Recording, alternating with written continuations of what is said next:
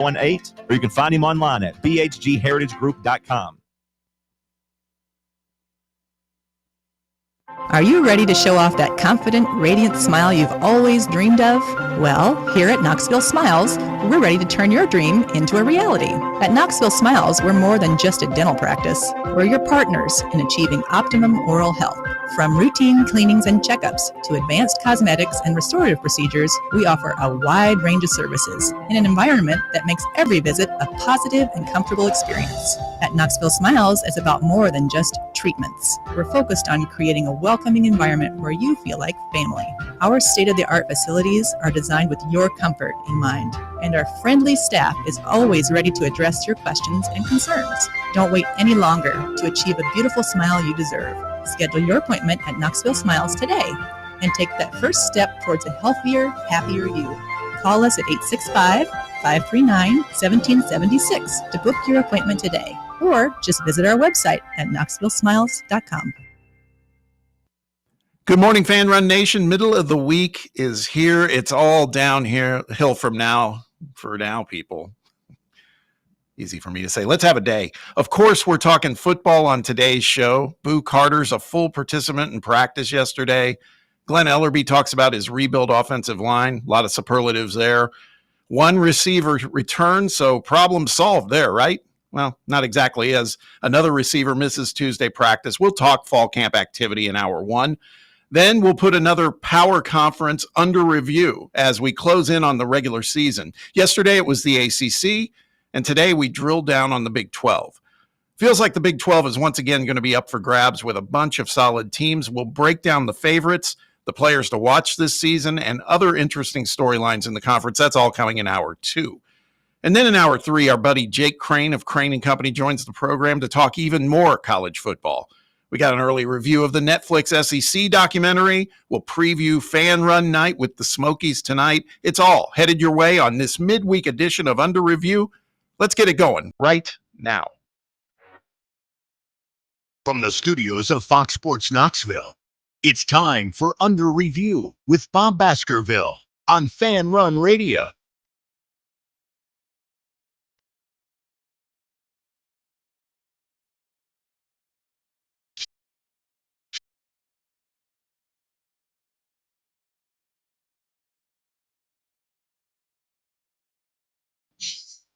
Welcome, welcome, welcome. It is Wednesday, middle of the week. Hump day, couple days away from the weekend. That much closer to football. We are only 24 days away till football time in Tennessee, 17 days until week 0, and only 29 days till the NFL graces our TV screens. It's all happening here. We're here to talk about it, and we're excited to do it. We're coming to you live from the White Claw Hard Seltzer studios of FanRun Radio. This is Under Review. I'm your host, Bob Baskerville, joined as always by Sam Beard, got Brett Hollander and Jake Jenkins in the production booth, and you, the listener. Appreciate you spending time with us however you choose to do it, whether it's on the radio dial, AM 1340 or FM 105.7, maybe streaming live on your desktop or laptop via fanrunradio.com, maybe streaming on your mobile device using the free FanRun mobile app. Maybe you're a podcaster. Maybe you listen to us that way later. That's cool too. We are available wherever you get your podcasts. We're also on video. You can see us now on YouTube, FanRun TV. You can like and subscribe there. We're also on Facebook. We're also on X. We're pretty much everywhere you consume your media. And for your support, we thank you so much. It means a lot to the brand, to the show Under Review, all of us. You can also be a part of the program on a live basis. Phone lines are open. Text box is open. Let us know what's on your mind. The same number works for both. Area code 865-966-3435. That's 966-3435. You can also interact with us on X at Fox Sports Knox. Here we are, boys. Starting the downhill slide to the back half of another week. And it won't be long. Before we know it, next week we'll be saying, hey, we're only about 3 weeks away, and then 2 weeks away, and it just keeps happening and feels good. Saw some great television last night that's all football themed. We'll talk about that in a second. We're getting excited. It's the right time of year. Best time of year. Let's say hello to the gang. Sam, happy Wednesday, my friend. How are you? Happy Wednesday. I'm doing good. Middle of the week. Getting over the hump. Yes. Hopefully this I don't even know if there's weather. I haven't really looked at the forecast, but I'm looking at the window forecast right now. It looks a little dark and gray. I'm hoping that the rain holds off for FanRun night tonight at the Smokies. I'm excited for that one. Haven't been able to make it my maiden voyage to Covenant Health Park tonight. I've yet to make my way over there for a game this summer. Better late than never. Season's almost over. Might as well save my first experience for FanRun night. So I'm excited for that. Excited to see some fans, see some listeners and stuff like that, and hopefully watch some good baseball too. We got Blake Burke in town. I'm excited to see a little VFL action. I'm ready. But yeah, I mean, I watched one episode of the SEC series, and then I fell asleep watching Hard Knocks. I wasn't going to get too far into the SEC thing because I was going to kind of pace it out, and then I just immediately fell asleep watching Hard Knocks. Kind of a tough night. Was hoping that I was going to get through a few episodes of the SEC thing and then watch Hard Knocks as well, but didn't exactly get there. Won't get to it tonight, obviously, with the Smokies night, but then I'll probably get to it on Thursday. Ride it out throughout the weekend and stuff like that. Yeah, I'm looking at the weather forecast right now, according to weather.com. Right now, we're in the midst of 58% chance of rain, and it sure looks like it outside. Mm-hmm. So that's fine. As the day goes on, there is it diminishes, but then it kind of spikes again around 4 and 5 p.m., like about 35%. But then 6 p.m., 15%, 7 p.m., 9%. Starts to clear out. I think we're going to get baseball in. Baseball gods are saying, "Hey, you're going to be able to have a good night at the park tonight." We're going to get that Cody McClure first pitch. Mm-hmm. Just hope he's. He doesn't seem nervous still. Nah. I was listening this morning. He's confident in his abilities.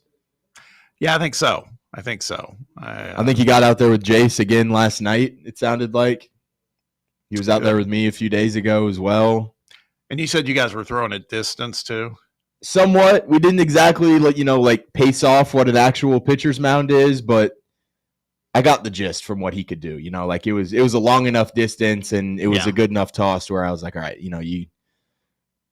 I've never run a marathon, but you always hear the marathon training stuff. Like you never run the full marathon in training type of thing. Right. But I think we got 85 at least, probably about 85, 90% of the way at least. And then I think we just got to put it in the big man's hands and hope that he can, deliver under pressure. Man in the arena tonight. It's going to be a big turnout. I can feel it. Mm-hmm. Better be. There will be tickets available. You can, if you get there a little early, there will be a FanRun table and tent set up right outside of the stadium. For those of you who've been to the stadium, they got these massive stairs that you come, and that's where everybody enters. There's a plaza area at the base of that, and we'll have it manned with FanRun folks. Probably handing out a little merch. Also, again, some tickets, as long as we, the quantities last. We don't have an unlimited amount, but get there a little bit early, and I'm sure we can hook you up. We'll probably be setting up that table no later than 6. I would say it might even be a little bit earlier than that. Game time's at 7. So just keep that in mind. Again, it's all you can eat Wednesdays there, and gotta say, it's $30, but in this day and age, that's a pretty good deal.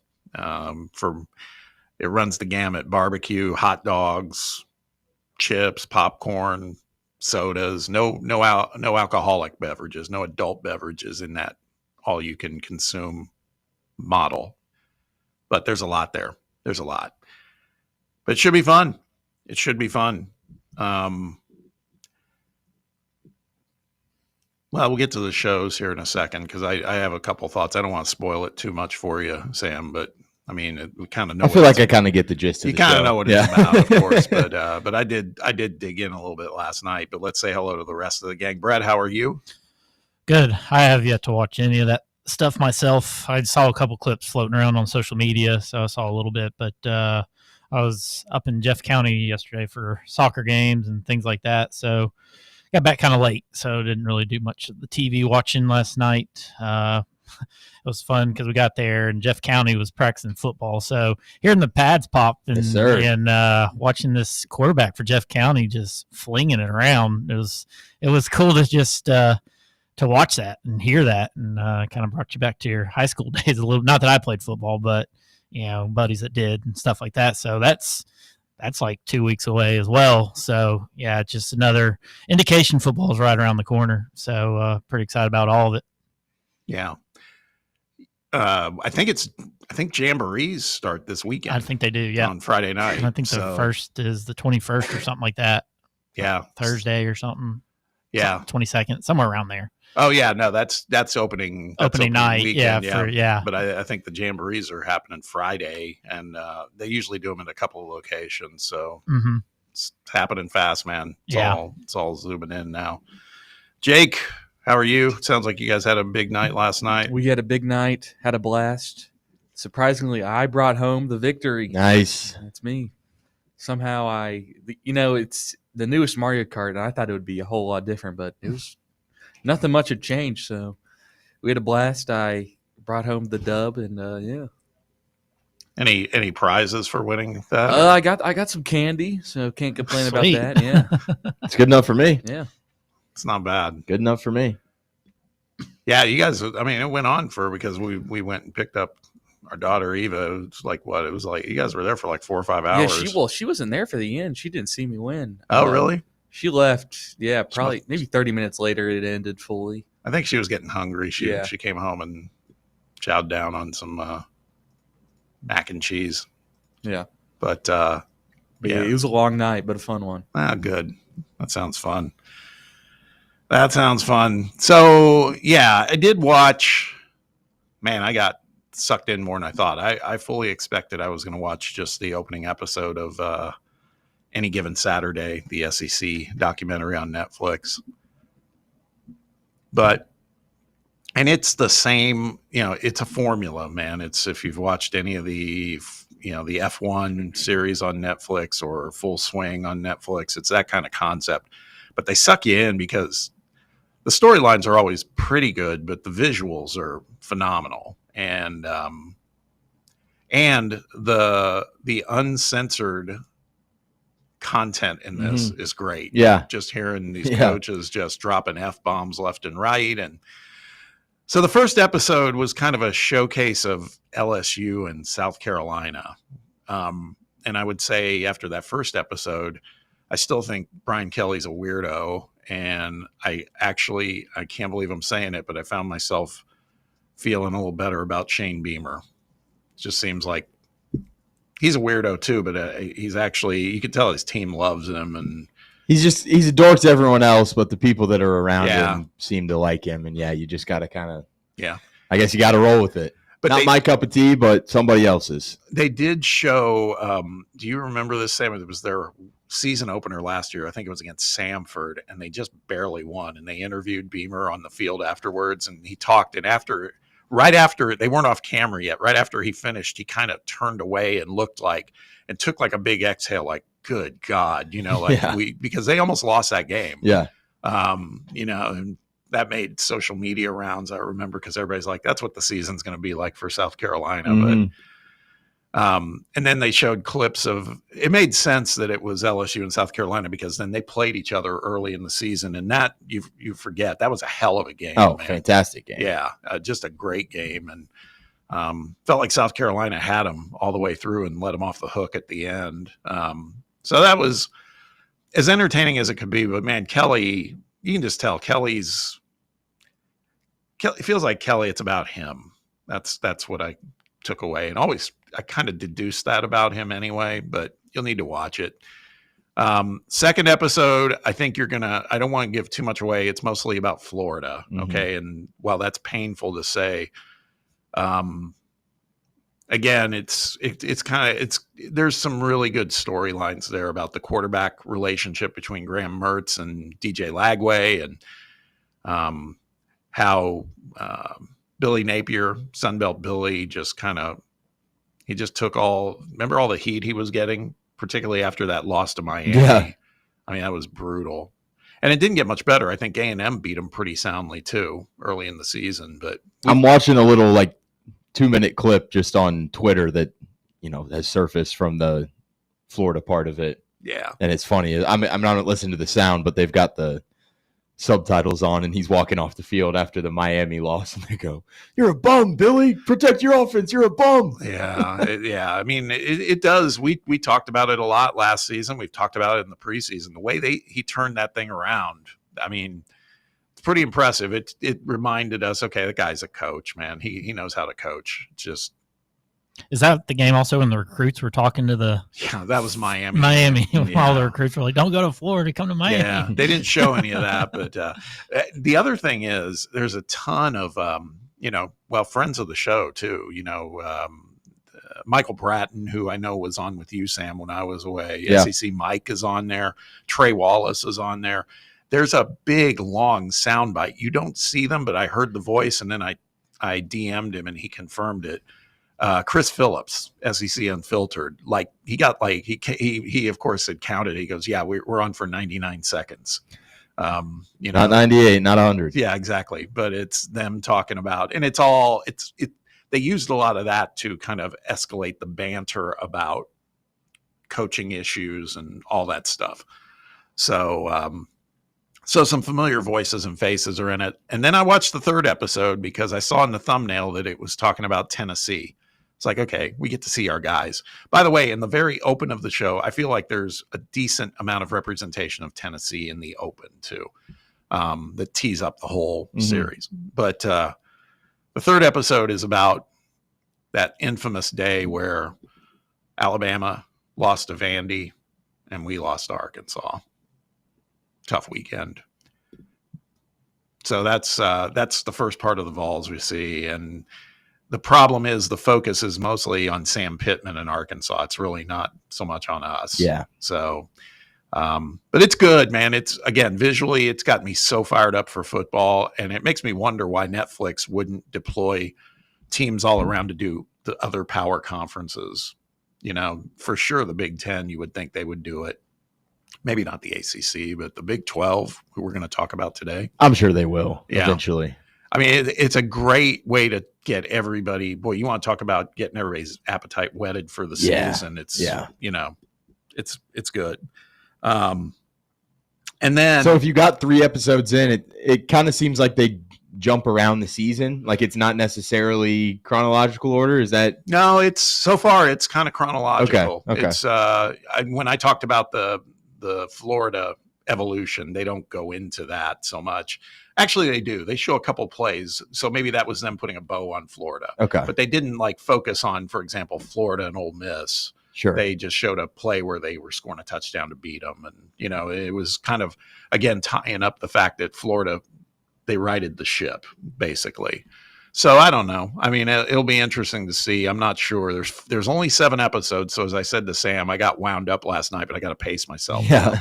I'll probably just watch one at a time the rest of the way now. But keeping it in order is just the main thing that I like, because that was kind of that's my biggest gripe with the golf full swing one. Yeah. Is that I just don't feel like you get a good view on kind of the ups and downs for certain players throughout the year. It's kind of just like, hey, here's the first tournament of the year, and then we're going to skip all the way to the Open Championship. And it's like, wait, what happened in the 4 months in between that type of thing? I want to see kind of the struggles and the highs and the lows of throughout the season type of thing. Yeah. So I'm glad that they're keeping it kind of in order of the season so you can follow each team around kind of throughout their journey a little bit. Yeah. I'd say it's somewhat in order is what it felt like to me.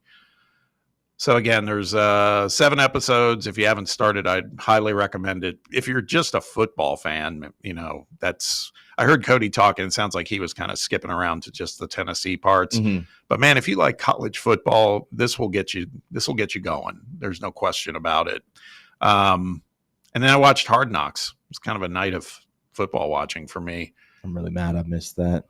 Yeah, you know the formula, though, right? Yeah, but I mean, I will tell you, though, I got a different vibe on this one, and I think maybe it's just because the last couple they've done, Bears in Chicago was kind of a cool setting, but Buffalo and Bills Mafia, that fan base and everything, you can just kind of feel it even in their open. It's like they're so passionate. So that's cool. Josh Allen, just kind of stating the obvious, just seems like a good, normal, everyday guy for a star quarterback. He's a good dude. And the other thing I would say is there's a nice couple minute segment in there where it's talking about him and former Vol Josh Palmer getting locked in, where they interview Josh Palmer, not Allen, but they talk to both of them. But Palmer talks about, what he learned in San Diego or Los Angeles. I take that back. I always think about that when I say Chargers. I always go to San Diego, but he talked about what he learned there in 4 seasons, and they were showing some of his highlights with the Chargers, man. I mean, Josh can play, man. Oh yeah. I mean, it's like a couple of the catches he made were incredible. Mm-hmm. So that was kind of cool to see. So yeah, and you got Liev Schreiber doing the narration, which you get that voice going. That'll fire you up. I know. So just the audio and stuff that you get from there is incredible. Yeah, it's all good though. It's all good. You'll get to them in due time. But yeah, it's just, again, it's another little kind of hint to us that football's just around the corner. Get it going. We've got some things to talk about today when we return for the next segment after a quick timeout. Our topic A today is Vols were back at practice yesterday. We touched on it a little bit yesterday. We'll dig a little deeper today. It's, again, there's only so much we can talk about because there's only so much that the media has access to and that we see on social media. But I mean, the big headliner was, of course, Boo Carter being back in practice. And Sam got wound up yesterday when he heard Glenn Ellerbe talking about some of these offensive linemen because it's a rebuild. We've talked about it, but there's some pretty significant building blocks there. And Ellerbe did nothing to dissuade our thinking on that after what we heard yesterday. We'll talk about all of that. And then we'll, like we said, in hour 2, preview the Big 12, which is a little more loaded than the ACC. We talked yesterday about the ACC and spent time on a couple of teams and then talked about a lot of mediocre teams. Big 12, not so much. They may not have a bunch of elite level teams, but they have a bunch of really good teams. And it kind of means that it's a toss-up, in my opinion, of who's going to win that conference. We'll talk about that. Jake Crain joining us in hour 3. We got a lot to cover. Let's get a quick timeout. And when we return, topic A for the day, Tennessee Vols fall practice, a recap of yesterday, and we'll scour our notes in the break to see if anything else is broken here in the last hour since they've resumed practice today. We'll be right back. You're listening to Under Review on FanRun Radio. For the fans, by the fans, this is FanRun Radio, Knoxville. Believe in family. Believe in your fellow man. Believe in honesty and an honest day's work. We do. We're Farm Bureau Insurance. And we don't just believe in Tennessee. We believe in Tennesseans. Farm Bureau Insurance. Tennessee's insurance company. This is Baseball VFL Cody Brown. Farm Bureau Insurance is the official insurance for Tennesseans. Believe in me for all of your insurance needs. Give me a call at 865-992-3871. A brand built in Tennessee and born from the love of the game. Inward Half revolutionizes golfing comfort. Crafted by a former pro and dedicated enthusiast just like you, our luxury performance wear guarantees you stay cool and comfortable through every swing and every day. We're not just a brand. We've set out to create a lifestyle for those who understand that impeccable style and premium performance are a hole-in-one. Enjoy the walk-in with Inward Half.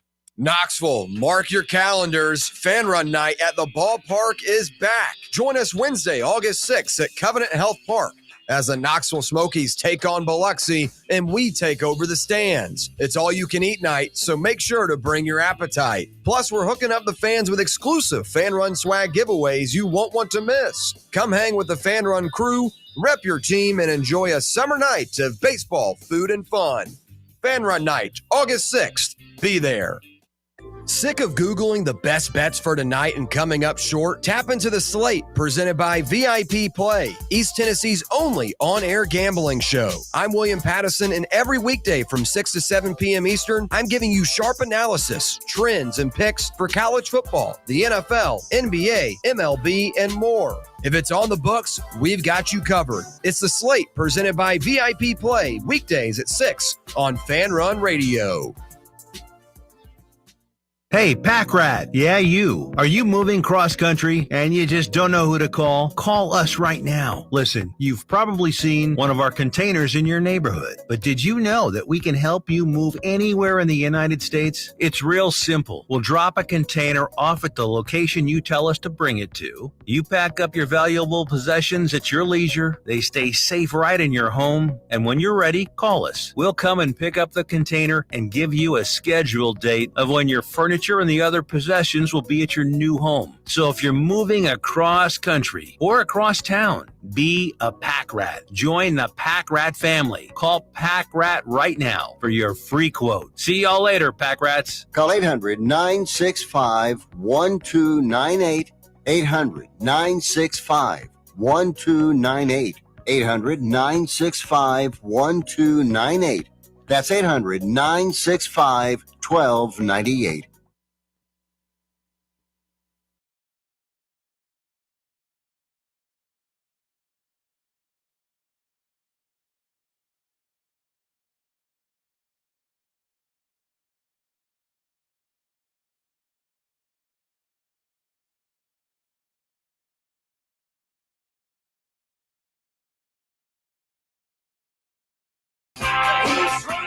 Top game for today. Tennessee football resumed practice yesterday.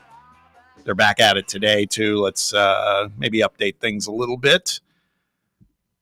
Obviously, the headliner yesterday, it happened while we were on the air, but Boo Carter, full participant in practice, and I'm seeing this morning he is a full participant again today, so that's good news.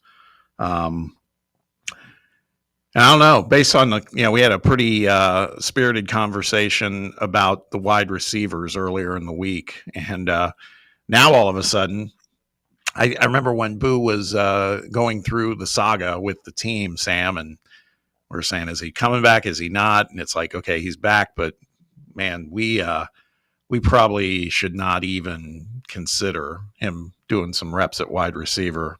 Now I'm not so sure.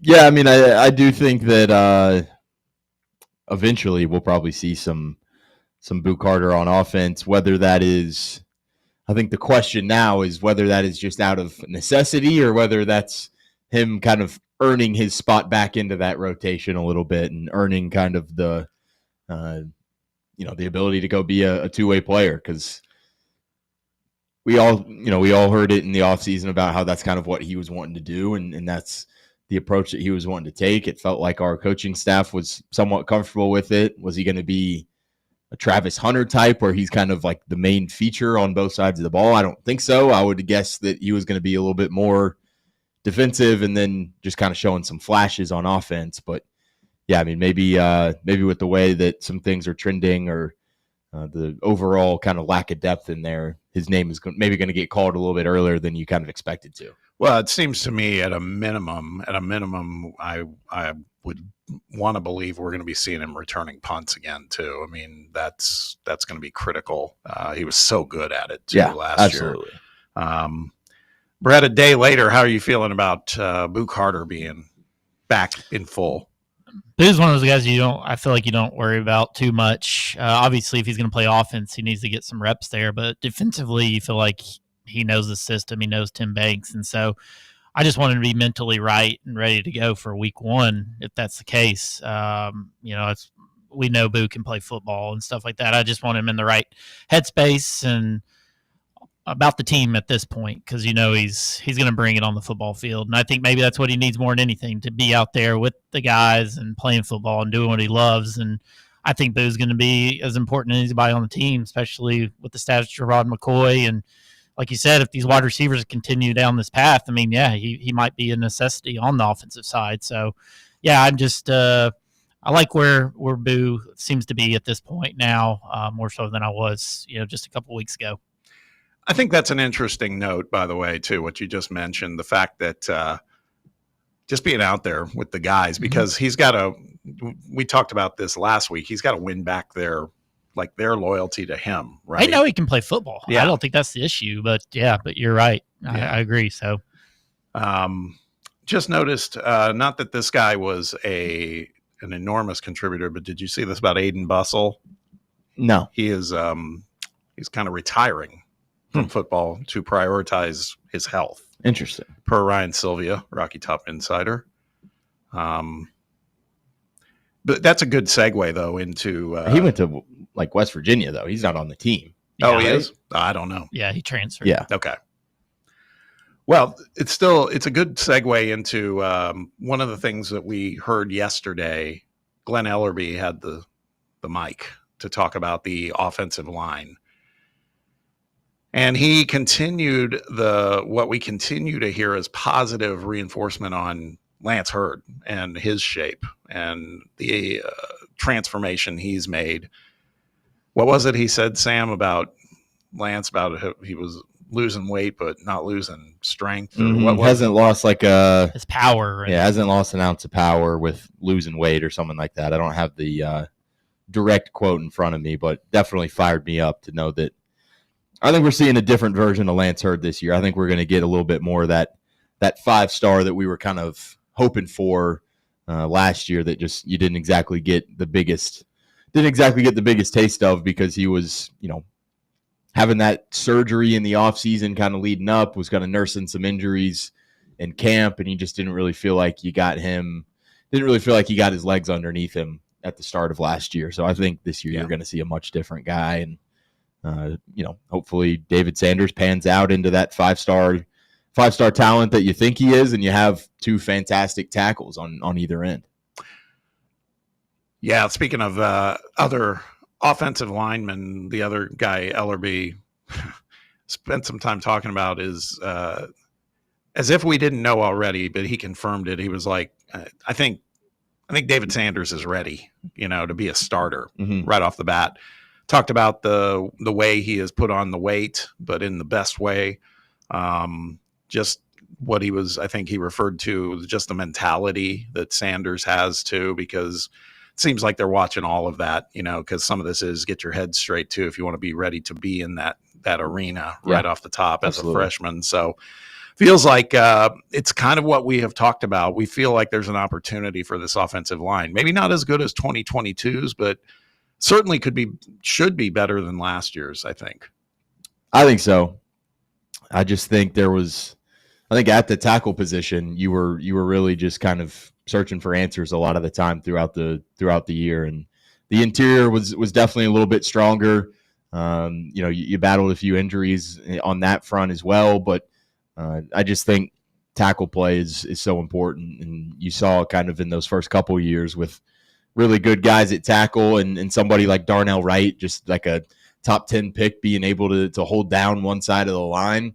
You feel like you've got two guys that are draft eligible guys and guys that you feel like have a future for, in the league and on down the line, I guess, in the NFL, with guys like Lance Hurd and David Sanders. So to be able to have potentially two NFL level tackles on your line, you got to feel good about that. And I think you got to trust kind of the evaluations of the transfer portal guys that you brought in, because it seems like from the comments that Ellerby made, he feels pretty confident about those guys as well. We talked a little bit earlier about, so yesterday we heard Mike Matthews was back, which we felt was good news, but it was kind of, we added one and then lost one because Braylon Staley missed yesterday's practice. Not entirely sure of what happened there, although I'm looking at today's practice report that has come out, and they talk about Staley was still off to the side while the team was stretching, did not participate in the routes on air portion of the practice. Matthews was in a red non-contact jersey along with tight end Miles Kitzelman, and did not see Chris Brazel at all. So the Brazel watch continues as well. Mm-hmm. So again, we don't want to get too spun up in this. Sam nailed it the other day when he said, we'd like to believe most of these are situations where if we were playing a game on Saturday, these guys would be out there. It's just some preventive maintenance is what we're hoping for here. But the whole situation, I heard John and Cody talk about it on their show earlier today.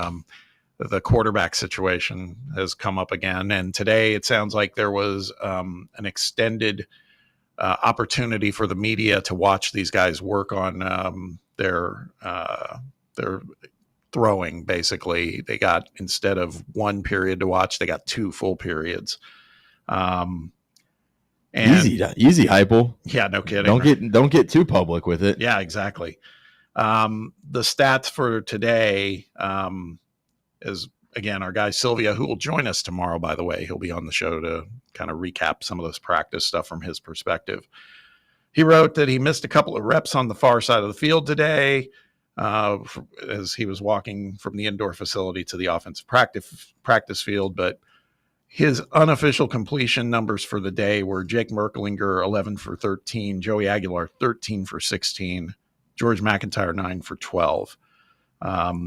He then wrote, Merklinger was stellar on most of the intermediate stuff, consistent throws, right and stride, including some good ones to Mike Matthews. He was just 2 of 4 on the 4 deep balls he threw. On the other side, Aguilar was a little more inconsistent on the intermediate passing, but it's easy to see why people are willing to speak highly of his deep ball. He completed 2 of the 3 attempts I saw, and I think Ethan Davis ran his route down the seam wrong on the 1 incompletion. So, again, let's see what happens in the scrimmage on Saturday. I think that's really going to be the telling tale. Mm-hmm. These guys are stacking decent numbers, but again, it's against little to no competition. So, it's one of those deals that they said here, though, Merklinger had the GoPro on today as Aguilar had worn it each of the last 2 days. So maybe the takeaway is, you're not wearing the GoPro, you're not the starter. Yeah, it's kind of like, well, they were talking about that on Talk Sports, where they were saying that, he was like Jake was first out, in reps yesterday. And so John's deducing that it's a quarterback competition, like it really is. And we've said that all along. We think it is. I still stand by that Joey's in the prime position, but feels like Jake's going to get every shot to show what he can do. Yeah. And I think that's what you want, a guy that is, he probably had the opportunity to go out and transfer after in the winter period, I guess, after the playoff loss. And, he probably didn't expect the Nico stuff to go down. So I do wonder if that was kind of a thought that went through his mind of saying like, hey, is this a place where I have a chance to start? And then I'm sure just kind of meeting with some of the coaching staff and everything, they probably have some belief in him. And I think that's a good thing. And I think you've got to respect the fact that they're going out there and letting him have a shot to go out there and win the job, despite kind of being forced to go take a veteran guy and Joey Aguilar and kind of have to do a little swap with UCLA. But they're going to say, no, we're not just going to, roll over and hand the ball to this guy. Like, you go out there, and if you win the job, then we're going to roll with you, type of thing. I feel confident about the right guy for the job just coming through this thing and after fall camp. And whether it's Joey or Jake, we'll learn it in a couple weeks. But it feels good to know that both of those guys are getting a big chance. As far as defense, Jermod McCoy, not really a surprise. Jermod McCoy and Christian Gass remained on the side. They just were off stretching, no action for them. Also, same for Josh Josephs and Ricky Gibson, although they were spotted like in the weight room. They weren't on the field, but they were in the weight room, riding stationary bikes, staying stretched out. So again, I think there's just precautionary measures getting taken with a lot of these guys. Certainly McCoy, we've talked about that. It's going to take some time. That's all. We just have to understand that. Offensive line looks like there was an interesting note with Jesse Perry starting with the first group. Really? Yeah. I did not see that. Yeah, it was Lance Hurd, Moe, Satterwhite, Perry, and Sanders on the first team. Perry's another one that put on a bunch of weight too, right? And he has some comments about Perry, I think Ellerby as well, how well he's doing. A perfect player. Did he really? He did. Said he does literally everything Ben right. McKee may have mentioned his name. What's that? Ben McKee, didn't he? May have mentioned, wasn't that a name he mentioned on the offensive line? When we were Maybe. I don't recall, but maybe. Yeah. just trying different groups. I mean, that's a battle there too with all these new faces. Yeah. Yeah. So after today, they're off tomorrow. I wonder if they're off tomorrow and Friday, given they're going to be scrimmaging on Saturday. We'll find out tomorrow when we talk with Ryan S. But anyway, Which one? That's true. You put me on the spot. Actually, we just in the RTI halls we just call them Sylvia and Shumpert now. That's it. So, but when I say Sylvia on this show, it feels like okay, who's she? You know, that like a listener might be like, who's Sylvia? But we will talk with him tomorrow and kind of get the scoop on what to look for in the scrimmage, and then come Monday we'll be on the other side. Shump will talk with us then. Also, we'll have Kyler Kurbison on beginning of next week. He's going to be at practice and at the scrimmage this weekend. Now, as you know, with VFLs, there's they get some access that they're not allowed to speak to, is what we've been told. So there'll be some stuff he might not be able to go to, but still, we like talking ball with Kyler. He's got a good perspective as a former player, but he just knows ball too. Is that scrimmage open to the media, or is it just like he's going because he's got the VFL card in the back pocket? Great question. Okay. I don't know. We need to find that out. Because, yeah, if the media is not there and we talk to Kyler again, he'll be able to talk about some things, but not all things. Mm-hmm. So much shrouded in secrecy, Sam. Feels like spy stuff. Mm-hmm. CIA. Get the drones going. Yeah. You heard a little from Shump the other day when we were talking about the blurred out players. Like, oh, I'm sure they did that intentionally because you can tell from a guy who covers the beat, it probably gets a little frustrating. Can we talk about the pick that Colton Hood had? Yeah, that was an impressive play. Yeah, like let's talk about the positive of the play too, not just the negative. Not the turnover for defense. You got me thinking now when we were talking about, you mentioned Colton Hood. Have you seen his team picture? He's got the big glasses that he wears. No, I haven't been seeing those. And the reason I bring that up, I wear glasses too. It's not a big deal, but it led me to think of last night when I was watching the SEC thing. Lenora Sellers, remember he wore those big goggles at the beginning of the season? Yeah, they were rec specs. But the other thing was they showed him at dinner with his family, and I did not know this. So Lenora Sellers, right? Guess what his dad's name is? Just Norris. I was actually literally just about to say Norris. Yeah, Norris Sellers. Norris Sellers. And boy, they look it's father and son. I mean, they look a hell of a lot alike, though. I mean, Norris Sellers looks almost like as young as his son. So, but I'm not going to put the junior in there. Like going to make it the Lud Norris. Lud Norris. Yeah. Not Norris Sellers Jr. I blew it. I could have named my son LaBob. Mm-hmm. That would have been interesting. All right, let's hit a break. More on practice, of course, tomorrow. And like we said, Ryan Sylvia from RTI will join us to get his perspective. But when we return, got a little midweek ranker for you, and it's about college football. This one was super interesting. It's from SI.com. It's the 25 greatest non-quarterback players in college football in the 2000s, so in the last 25 years. We're not going to go through all 25. The reason we're doing this, it's kind of a shorter segment coming up. We'll go through the top 10, though, because the top 10 are some names that are like, I was going to say blast from the past, but it really hasn't been that long. The minute you hear it, you're like, oh, hell yeah, that makes sense. We'll do that when we return, so stick around. Be right back. You're listening to Under Review, and it's FanRun Radio. Big Orange Country's home for sports. This is FanRun Radio. Ready to launch your career? Axle Logistics is a leading third-party logistics company where excellence is an energy. With an award-winning culture, Axle proves that positive outcomes come from a positive environment and a work hard, play hard mentality. At Axle, the drive for success is infectious. And with an uncapped commission structure, hard work isn't just noticed, it's rewarded. For those with big goals and even bigger dreams, Axle Logistics is the place to start your career. Yee-haw! I've been hooting and hollering ever since I started betting with the VIP Play app. VIP Play has more than 200 leagues, every bet type you can imagine, live betting and live hosts, all with 24/7 support from real live people when you need them. Start betting better with the VIP Play app today. Don't be a better, be a better with VIP Play today. Download VIP Play today or head to VIPPlayApp.com. Make sure you use the promo code FanRun to take advantage of their welcome bonus and so they know that we sent you. Gambling problem? Call 1-800-8899-9789. Must be 21 or older and located in Tennessee to bet. Blackford Veterinary Surgery Referral specializes in surgeries not regularly performed by your pet's general veterinarian. They're currently accepting referrals from vets all across the country.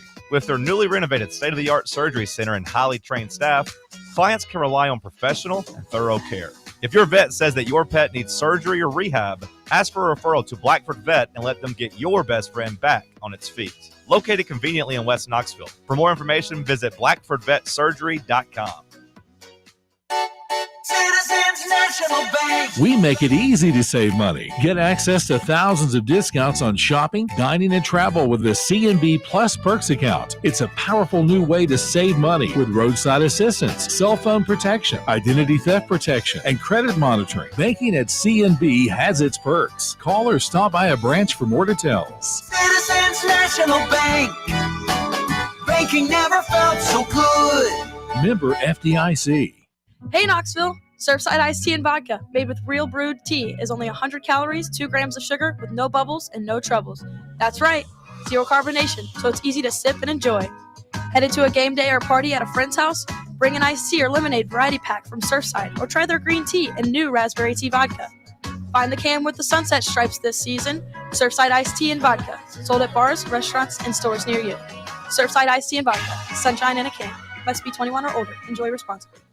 All right, son. Time to put out this campfire. Dad, we learned about this in school. Oh, did you now? Okay. What's first? Smokey Bear said to. First drown it with a bucket of water, then stir it with a shovel. Wow, you sound just like him. Then he said. If it's still warm, then do it again. Where can I learn all this? It's all on SmokeyBear.com with other wildfire prevention tips, because only you can prevent wildfires. Brought to you by the USDA Forest Service, your state forester, and the Ad Council.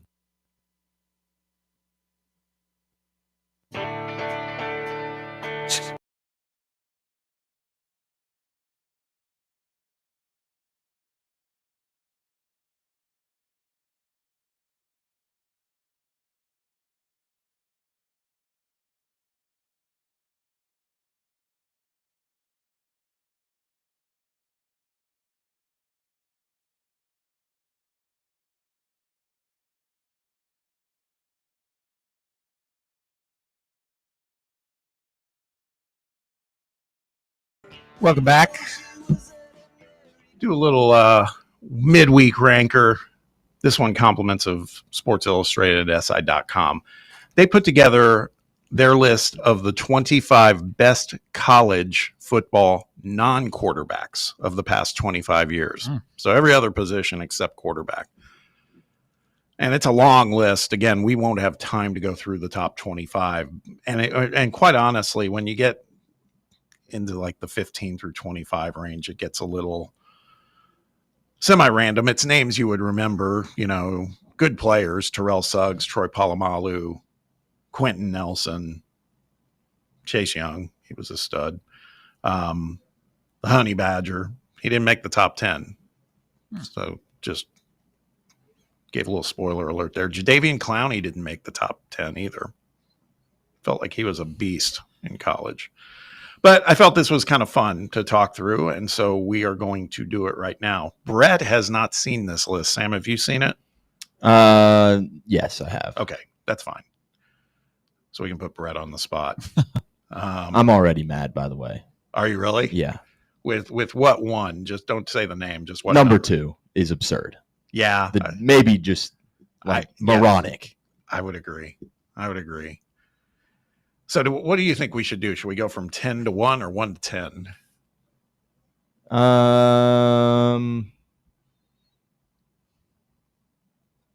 Probably 10 to 1, because the guy at 10 should be swapped with like number 2. Probably. I agree. I think that's a good one. This will start to make you wonder, like, well, who the hell are they talking about at number 2 then? So we'll start at number 10. Brett, I'll tell you this one, and then after that. Well, couldn't I just guess players and you just tell me if they're in the 10? Because I don't think I'm just going to be like, oh, here's number 10, right? Yeah. Like, you just want me to give you a player name and you just tell me if they're top 10? Like what I'm thinking? Yeah, that's fine. Okay. Reggie Bush. Okay. Ding, ding, ding. Ding, ding, ding. Number one. Number one. Rightfully so. Yeah, Reggie Bush was just – I'm kind of surprised he really didn't turn out to be that good a pro player. I figured he would be super good. Mm-hmm. Maybe not legendary, but didn't happen. His highlights are elite. Yeah. All right, Brett, give me another name. 1 for 1, Brett. Let's go. Just a guy I enjoyed was Darren McFadden. A great guess, Brett. That would have been exactly in my top 10 as well. Not in the top 10, but he's one of the best running backs I've ever seen play football. That team they had down here was. It's a good pull. As a matter of fact, he's not even in the top 25. Yeah, I don't get that. I agree. Ridiculous. That guy was a beast, man. I'm glad that you said that right off the jump, Brett. That makes me feel good. Well, I've just known I've seen certain lists where guys have included him. I think I'm more so like SEC football. Like I'm just going off what I've seen, obviously. Mm-hmm. And most of these I should have seen. I'll obviously quarterback taking that out of the equation because there's some good quarterbacks. But let's say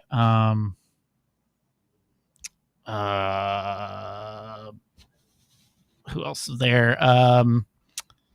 Give me Paul Plesnowski, the linebacker from Penn State. No. What about this could be let's see. What about like Jamar Chase? Anybody from that offense? Let me go back and look. Yeah, let me get down there. Jamar. There are some. No, he's not in here. No.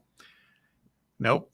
By the way, back to the running backs for a second, and maybe I'm mistaken. I mean, I know he had that one monster game of like 400 yards rushing, but no Darren McFadden in the top 25, but they have Melvin Gordon in the top 25. Good running back, obviously. Had that crazy game with 400 yards rushing, but I don't know. I'm already down on this list. Me too. Just give me the list. It'll take too long to think about this. Just number 10. We can talk about them. Right. Number 10, Derrick Henry. And as Sam said, and I think I agree, and Brett, I bet you do too, I would have rated him higher than 10. I would have had him probably top 5 for sure. Number 9, Christian McCaffrey. Also could have been higher on this list, I think. Yeah. What he was doing was unbelievable. He broke Barry Sanders' single season record with 3,800 all-purpose yards as a sophomore.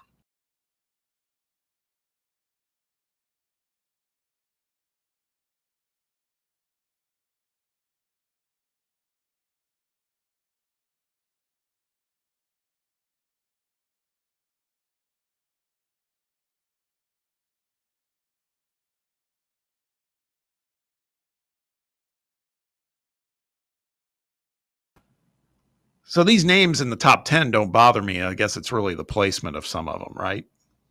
Yeah. That's where I'm netting out. Yeah. Number 7, the guy that broke my heart, Brock Bowers from Georgia. Could have been a Colt. This feels a little high for me. That does feel high. Yeah. I could see him being like fringe top 10, but I mean, he's definitely a difference maker, no doubt. But like, not I feel like like the last the 25 years. Yeah, I feel like the team accolades really like are carrying some weight here. Where it's like I mean, you won 2 national titles. Does say, I mean, All-American in all 3 seasons is really impressive as well. But yeah, I mean, I would feel like just individual performances and stuff like that. Maybe not. Definitely in the top 25. I don't know about.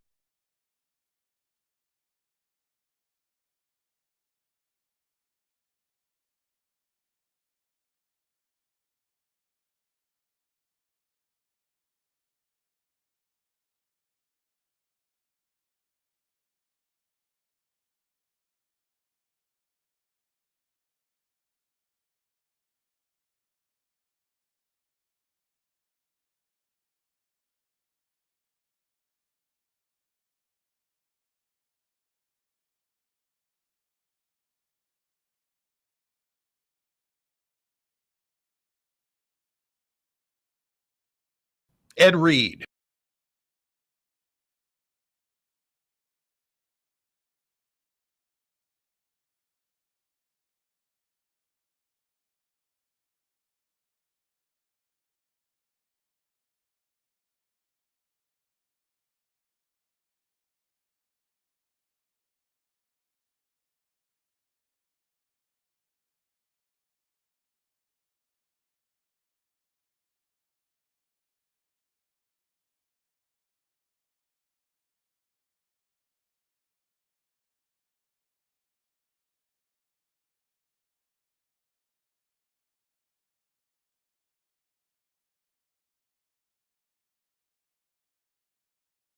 This is college. This though. isn't Yeah, like I know, the. that's what I'm saying. This isn't the top 25. Like should have won the Heisman. Yeah. This isn't like the top 25 best moral compass list in the last 5 years. You're right. I think we got to separate the art from the artist a little bit. Nah, that's what I'm saying. I feel like I'm interested in this number 2, Sam. penalized. Yeah, I hope you get worked up just as much as I want to. Okay. You want to take a stab at number 2? I couldn't. No, I was struggling with the list to begin with. Go ahead. What team was it? Well, he was on 2 teams. Oh, he was on 2 teams. in Okay. college. I couldn't think of it. Choose the operative number because he also played 2 positions. Oh, Travis Hunter. Ridiculous. Feels a little high. Ridiculous. Feels a little He's like definitely top 10. Yeah, but it's a little recency bias. I'd take Derrick Henry over him, I think. I don't know. Man, that's tough. Or something else. Yeah. I mean, it's impressive, and he's easily top 10. He's probably top 5. That I could see. Yeah. I just feel like number 2 is. I mean, I'm not surprised that they probably struggled to not put him at number 1. Ahead of Reggie Bush. Yeah, I mean, to do what he did on both sides of the ball is pretty spectacular. Yeah, and he's probably going to do it in the NFL too. Yeah, I disagree. You don't think so? He's And getting the same amount of reps both ways. Devontae Adams disagreed as well too. I don't know if you saw the comments from him yesterday. He said, "I don't think it's possible for him to do it. Not at a high level. It's just a lot of mileage. I'm not concerned so much if he can do it. It's just over the course of a game or a season." He said, it's the more you're out on the field, it's already 100% injury risk. Once you get out there, both sides, now you have to tackle. He said you got to tackle Derrick Henry with that frame. So which side would you put him on? I think he's just a defensive player, honestly. Gotcha. Right now, and of course they could be just playing games. Have you seen on the initial depth chart they put out, they put him as a wide receiver 1 and a backup cornerback. Brian Thomas Jr. should slap him. Yeah. No reason that Travis Hunter should be above Brian Thomas Jr. on the depth chart. Darren McFadden, that's a good one. Yeah, he should easily be on this top 25, right? Yeah. I think he's best player I've seen. One of the best players I've seen come play Tennessee, at least. I mean, there's a lot of them, but I mean, I know it's biased, but I almost have, Eric Berry was great, things like that. I mean, he's probably not in the top 25, but no, for my money, he was as good as anybody. Yeah. Football. Yeah. There's no Vols on here. No Kelly Washington. Bummed me out. I mean, yeah. I mean, it's hard when because there's so many great quarterbacks that came through in the last 25 years. It'd be a whole top 10 of them. McFadden was a Heisman finalist twice in his career, and we're not going to throw him on the top 25 list. That is a elite. Him and Felix Jones are just so unstoppable. I mean, he was doing that Wildcat. He was unstoppable. Epic snub. All right, that wraps up hour 1 of the show. When we return, hour 2, we're going to take a look at the Big 12. A lot of good teams there. Talk about ones to watch, players to watch, all of it. All of that on the other side. Stick around. It's Under Review on FanRun Radio. You're listening to FM 105.7 and AM 1340, WKGN Knoxville, and W289CU Knoxville, FanRun Radio.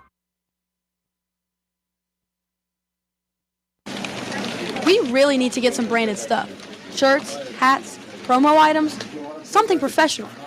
I mean, we could just find a website and order a bunch of it ourselves. You could, but you're taking a big risk. You don't know the quality, the fit, the timeline. It's a roll of the dice.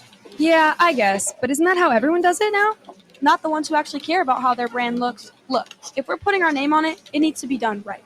We need SM Athletics. SM Athletics? Yeah, they specialize in working with businesses like ours. Apparel, hats, promo gear, but real, customized stuff. They actually care if it turns out right. Probably a lot better than getting stuck with 100 t-shirts with crooked logos. Exactly. Plus, they'll walk you through everything. Sizing, colors, material, so it matches the image we're trying to build. Makes sense. What's the name again? SM Athletics. Trust me, if you want to look like a real company, not a flea market stand, this is the move. If you're serious about your brand, work with people who are serious about getting it right. SM Athletics. Are you looking for a treat that will knock it out of the park at the next watch party? Just like your favorite baseball team, Crumble brings the best lineup week to week with an expanded roster that includes key lime pie, strawberry cake, or my personal favorite, Monster featuring M&M candies. Let Crumble treat you to the best cookies in the game. Download the Crumble app and start earning rewards. You can even vote monthly on what flavors you would like to see at any store of your choice. Warmer weather is here, so get to the ballpark, but don't miss the cookies.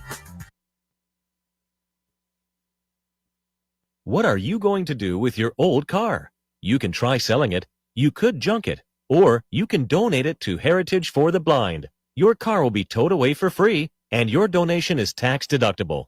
Just call 1-800-639-8620. Heritage for the Blind accepts cars, vans, trucks, and boats.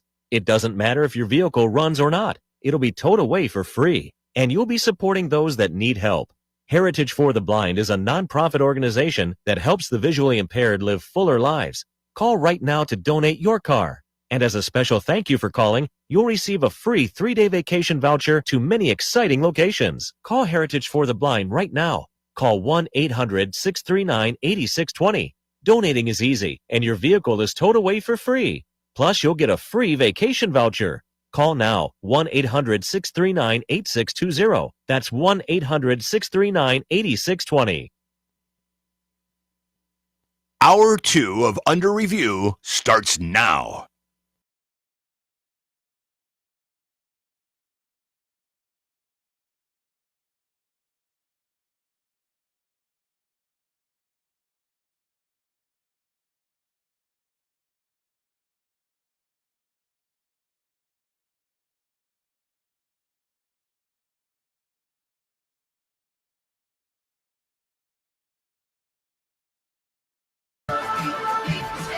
Welcome back to the White Claw Hard Seltzer Studios of Fox Sports Knoxville FanRun Radio. It's Under Review. Got Bob and Sam and Brett and Jake all here on a Wednesday making our way through. Quick programming note again. Well, first of all, The Drive with Russell Smith and the gang will be coming to you live today from Covenant Health Park, 3 to 6 p.m. They'll be doing The Drive there as a lead-in to FanRun night at the ballpark. But also, if you're thinking about coming out there, we are going to give away right now. We have a pair of all-you-can-eat buffet tickets for the game tonight. So think about this. If you get lucky enough and you win this, you can also come a little early to the FanRun tent, get your tickets to the game. Might have to pay for a little parking, but that's a pretty inexpensive night to go hang out, check out some baseball, get some grub. Like we were saying earlier, this setup they have for the all-you-can-eat Wednesdays is elite. Barbecue, hot dogs, chips, popcorn, I think potato salad, beans, Pepsi products and water. It's all there. So we have one pair available. We will give them away to, let's keep it kind of simple because time's wasting. Caller number 5. Caller number 5 will get those tickets at this phone number, area code 865-966-3435. That's 966-3435. Give us a call. Get your grub on. All right, time to talk a little bit more about what's going on in college football. We've talked about the SEC. Yesterday, we spent some time talking about the ACC, and of course, we're going to come back to the SEC. But right now, today, we're going to focus on the Big 12. This is a conference that's in pretty good shape in terms of talent. Last season, it was tough. It was kind of a battle for the top. Only one team made the college football playoff. That was Arizona State.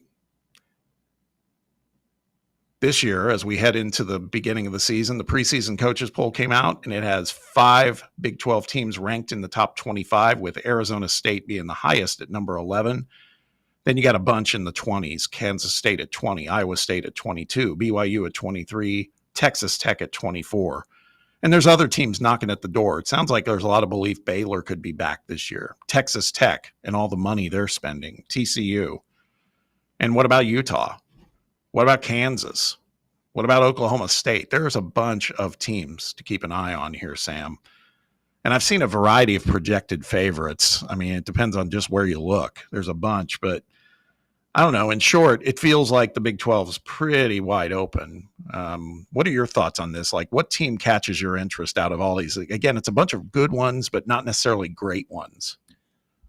I think there's a lot of intriguing storylines in the Big 12 this year, and this is I've said it a few times on here, but this is why it's my second favorite conference outside of the SEC and my guys, obviously. But it does just feel like not only this year, but kind of consistently that it seems like it's a conference that is always kind of wide open, and there's always a handful of teams that have an ability to go out there and kind of make something happen. We saw Arizona State last year as the preseason poll, around Big 12 media being the last team to finish, and then they go out there and they make a college football playoff. And so I just think kind of the variability of the conference is always really fun to watch. And yeah, I mean, I think Arizona State, obviously, with someone as talented as Sam Leavitt and Jordan Tyson kind of being that number one wide receiver coming back, you got to think that they're going to be feeling pretty good about stacking that,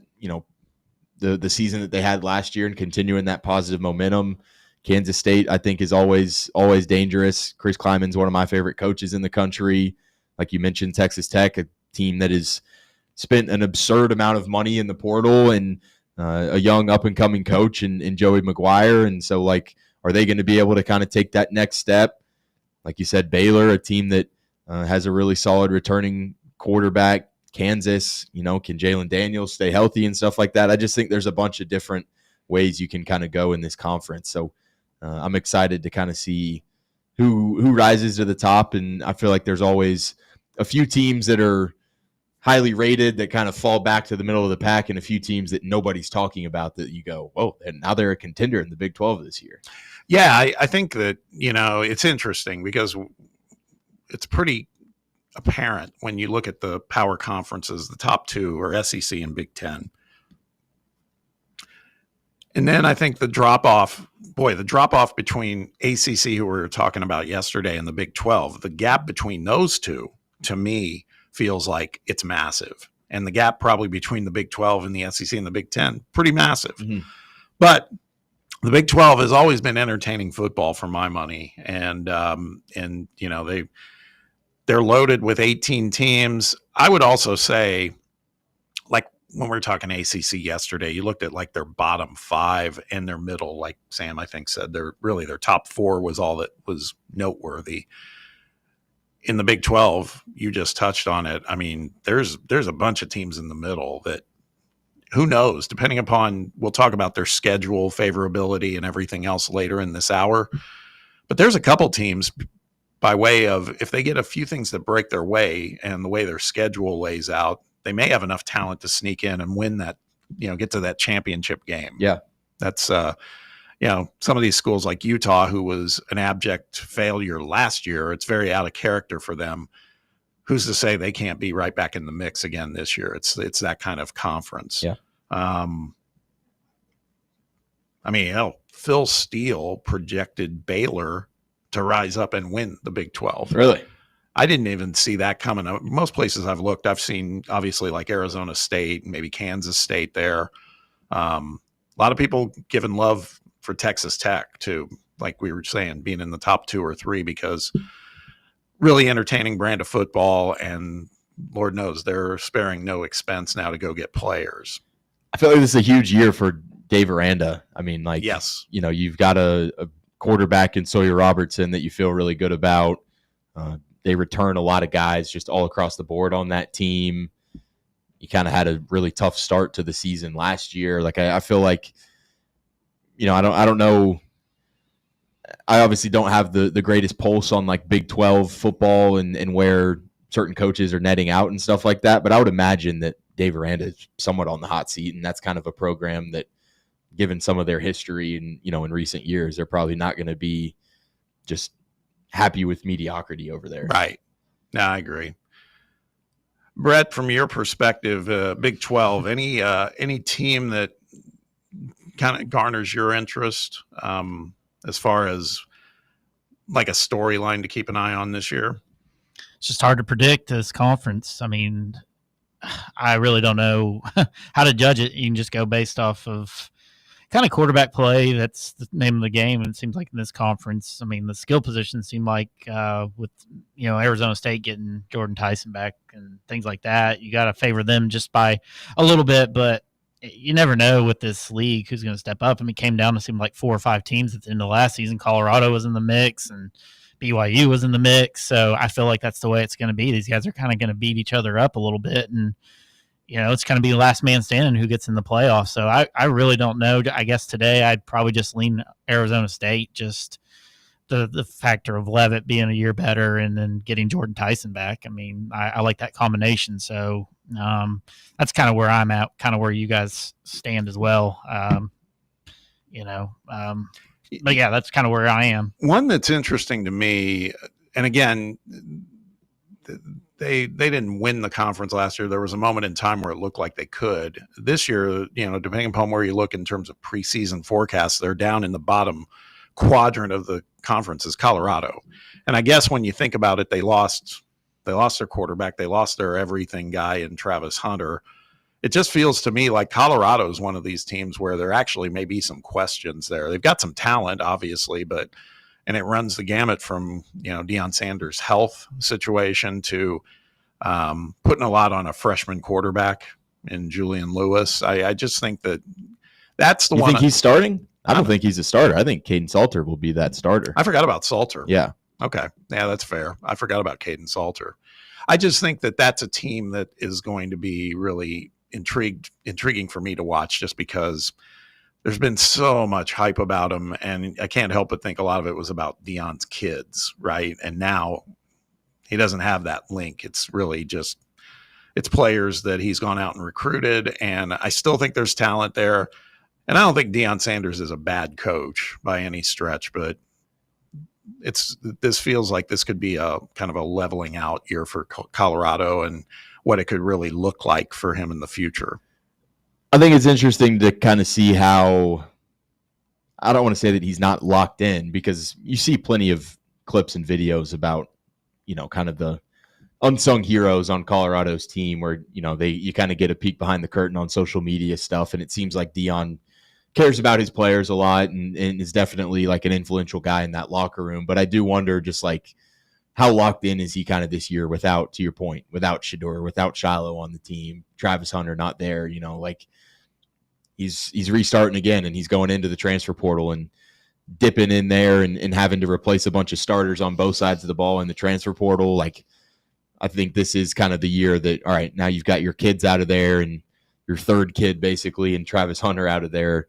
Do you, how locked in are you in terms of just like creating that roster to be firing on all cylinders? Or, does it happen to be one of those cases of teams that go deep into the transfer portal, but they can't exactly mesh throughout the year, so it just doesn't really add up? Yeah.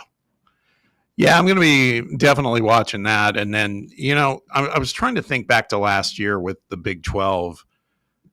We spent so much time when we were going through all the playoff bracketology that we were doing for college football. And if you recall, it was mostly about BYU. Where's BYU going to be? Do they belong? Do they belong? It felt to me like that conference, I guess it happened in the ACC to a degree too. It all kind of fell apart in the last week or so heading into the final, like the championship game, because Arizona State was not who I saw coming out of that conference ever. I didn't know if BYU had enough to get there, but I sure didn't think it was going to be Arizona State. Felt like BYU was just really, you're just waiting for that luck to kind of run out, and it finally did, but it took basically until the last week of the season to go do it. Yeah. It's kind of crazy, man. It's kind of crazy. Yeah, 4 teams finished 7-2 at the top. And I feel like that's the way it's going to be this year too. Yeah. You got to think. Yeah. And just nobody sticks out. So that's the question is it another deal where it's only the automatic bid from the Big 12? I don't know. I'd say that's what I found interesting was that Brett Yormark was not one of the guys that he was like, let's do the 5-11 format. I'm fine with that. Their conference, frankly, had the most to gain because there's no guarantee they're going to get beyond one bid, basically, for sure this year and maybe in the ensuing years too, in conference expansion or playoff expansion. So I don't know. I find it, there's really some, again, I think it's entertaining football to watch for sure, but who's going to emerge is the question. I mean, we haven't even talked about TCU. I mean, TCU could be a factor. These guys are all good enough. Their quarterback's a furry. That's right. Did you see that? I think he got hacked. I hope he got hacked. I hope so too. God, just imagine if he had transferred here and then the furry stuff came out. So they didn't do a preseason poll for the Big 12? I think they because I'm reading it said they eliminated it because of Arizona State last year. Arizona State. I think too many of those media guys looked like the absolute clowns, so they were like, all right, we're not doing a poll this year. And they had Oklahoma State probably pretty high last year going into the year, and they lost all 9 of their conference games. That's got to be a guy on the hot seat, right? I mean, I know we'll talk about hot seat, I guess, but yeah, we will. Yeah, I mean, Oklahoma State is. I know we mentioned Aranda. I mean, Gundy's got to be right there with him.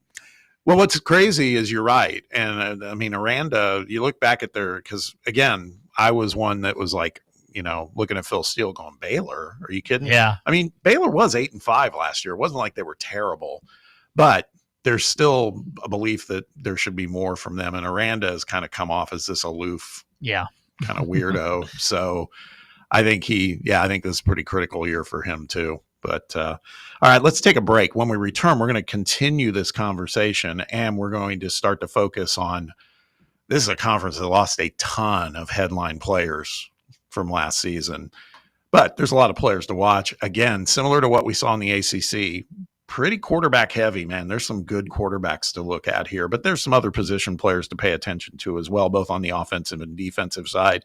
And we will look at some of the coaches to monitor as well. Got some new coaches coming in, new coaches that are old coaches at their institutions that they've returned to. We'll talk about it all when we return. Stick around. It's Under Review on FanRun Radio. Big Orange Country's home for sports. This is FanRun Radio. A brand built in Tennessee and born from the love of the game. Inward Half revolutionizes golfing comfort. Crafted by a former pro and dedicated enthusiast just like you, our luxury performance wear guarantees you stay cool and comfortable through every swing and every day. We're not just a brand. We've set out to create a lifestyle for those who understand that impeccable style and premium performance are a hole-in-one. Enjoy the walk-in with Inward Half. Blackford Veterinary Surgery Referral specializes in surgeries not regularly performed by your pet's general veterinarian. They're currently accepting referrals from vets all across the country. With their newly renovated state-of-the-art surgery center and highly trained staff, clients can rely on professional and thorough care. If your vet says that your pet needs surgery or rehab, ask for a referral to Blackford Vet and let them get your best friend back on its feet. Located conveniently in West Knoxville. For more information, visit blackfordvetsurgery.com. Yeah, it's another day, but what kind of day is it really? A day of doom scrolling? Laundry day? Nah, it's a White Claw day. Light and refreshing tasting, uniquely cold way filtered. There's an iconic flavor for everyone. So grab a pack, grab your friends. Make the most of each day with those who matter most. When you're together with White Claw, every day is a once-in-a-lifetime experience. You just gotta grab it.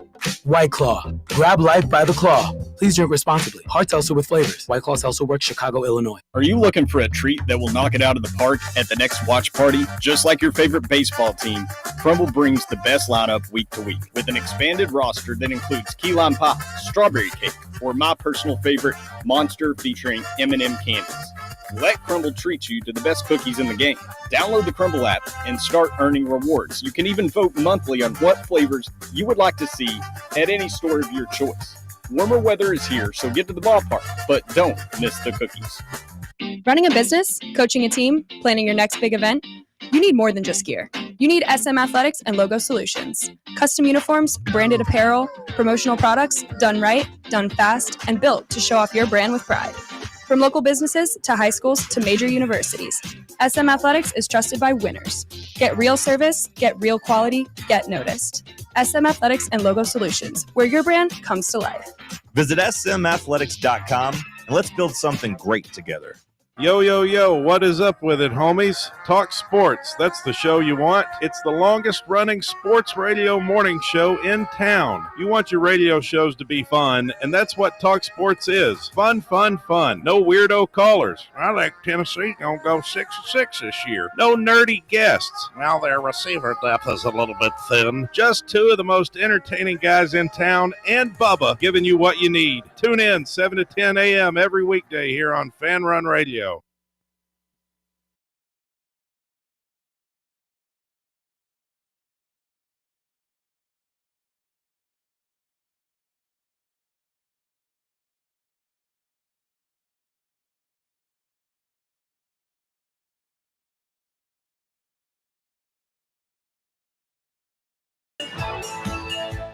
Welcome back. Continuing our conversation about the Big 12. We talked about some of the teams and who we find to be at least an intriguing team to pay attention to. Let's talk about some of the players and coaches. The conference lost major headliners from last season. Sam, as I started to put this list together, it didn't really hit me till you start seeing some of the names, by the way, in the NFL that are starting to get a lot of run. Obviously, Travis Hunter, we know about that. Shedeur Sanders, but then Tedoroya McMillan, R.J. Harvey, who seems to be a guy who could stick. He's in Denver, right? Correct. The two receivers from Iowa State, Jalen Noel and Jaden Higgins. Cam Scatterbo. Football player, man. Taj Brooks from Texas Tech. I mean, unlike the ACC had a few big name guys that went. The Big 12 had a bunch. I'm just listening to some of them. There's others too. As far as players to watch in the conference for this upcoming season, on offense, like the ACC, there's definitely just a glut of quarterbacks to keep an eye on. We talked a little bit about Sam Leavitt at Arizona State. Sam mentioned Baylor. Why there might be so much bullishness on Baylor is Sawyer Robertson, good quarterback coming back. Phil Steele's got him as the preseason first team all Big 12 quarterback. Then you got Avery Johnson and that beautiful hair. That sounds a little creepy. Good quarterback, though, at Kansas State. Rocco Becht, Iowa State. Josh Hoover, TCU. Felt like the Vols were courting him for a little bit. Jalen Daniels from Kansas, if he can stay healthy, like we were saying. Baron Wharton, Texas Tech. I mean, and there's other. Noah Fafita, who we loved at Arizona. He's back this year, but I just don't know if he's got any weapons. But, I mean, this is definitely a quarterback-heavy conference right now. Yeah, there's some good guys out there in the conference for sure, and I think you're going to kind of see which quarterback can kind of shoulder the load the best, because I do feel like some of the weapons maybe were gone, and there's not too many. Like, I feel like when I think of the Big 12 this year, I'm not really finding too many guys that are just like, first round wide receiver talents or running backs or anything like that. It's kind of more guys in the trenches, some strong offensive linemen, some strong defensive linemen, defensive tackles, some good linebackers. And then, there is kind of this slew of quarterbacks that is really strong as well. And so which one of those guys is going to kind of be able to elevate his team the most? I think you'll kind of be able to see that coincide with whoever is kind of near the top of the conference, I think, this year. Yeah. As a result of that. Yeah. I'm going to be interested to see if Leavitt's got it in him again for another season like he had, because, I mean, he was spectacular. I think he does. I think he's incredibly talented. Yeah. Some of the other offensive skill positions, the Big 12 lost the top 6 rushing leaders in the conference to graduation. We talked about Taj Brooks, DJ Harvey, Cam Scatterbo, but also DJ Giddens from Kansas State, Devin Neal from Kansas, and then Corey Kiner from Cincinnati. The highest ranking returning rusher in the conference is Bryson Washington out of Baylor. So he's a guy to keep an eye on for sure. And then a couple other names, L.J. Martin at BYU, Dylan Edwards at Kansas State. So there's a couple good running backs. But to your point, this is definitely a situation where unless one of those guys just goes absolutely nuclear, those are not running backs that I think are highly regarded from, like, if you were mocking up NFL prospects right now. Yeah. A guy who is a legitimate NFL prospect is probably the most surefire first-team All-American that the conference has, and that's at wide receiver. That's Jordan Tyson, right? I mean, it feels to me that's the other thing. If you talk about receiving, outside of Jordan Tyson, out of the top, essentially the top 10 in the Big 12, Tyson's the only guy that's returning. There's a lot of receiving talent that moved on to the NFL last year, or from last year that moved on to the NFL this year. But Jordan Tyson, that hookup, I guess, we were just talking about Sam Levitt, and you were like, I think he's got another great season in him. I guess it certainly helps when you got someone the caliber of Jordan Tyson. Yeah, I know. And, he was banged up at the end of last year, and I do wonder how that college football playoff game would have gone if you had him, in there for that game and stuff like that. Cause he was a difference maker and, extremely talented guy. I would expect him to be back there being a dominant force in 2025, and kind of that 1-2 combo of him and Levitt, I think, is going to be really, really strong this year. Defensively, a lot of, again, dudes that'll probably make it to the next level. But again, nobody that's I would consider like a flamethrower. I mean, there's some that get some like honorable mention, preseason All-America mention, like Austin Romaine at Kansas State, linebacker there. Jontez Williams at Iowa State. But the name that stands out for me, I'm not even sure how good he is, but I think he's pretty good, but he's a starter at Cincinnati, is Dante Corleone. That's my guy. Elite name. Yes. Elite name. Got to root for Dante. Keaton Thomas, who is he's one of the leading returners in the conference in tackles per game. He's a linebacker at Baylor. So you piece some of this together, some of the names were mentioned, and again, it does stand to reason that Baylor's got kind of a moment under the spotlight again to see if they can bring it back to where they were. Because, we talked about Sawyer Robertson. We talked about Bryson Washington, Keaton Thomas. They have a preseason first-team All-American punter, Palmer Williams. So they've got players. So the question... They have a good receiver as well. Cameron. Let me look here. I think Josh Cameron's his name. I believe he's supposed to be highly regarded coming into the year, I believe. Had a pretty decent season last year, if I remember correctly. Yeah, I see him here. Josh Cameron. He had 10 touchdowns last year. So that's a good one to keep an eye on as well. Back to a team for a second, and they're in the preseason rankings. But again, we talked about this yesterday about how much emphasis you put on quarterbacking.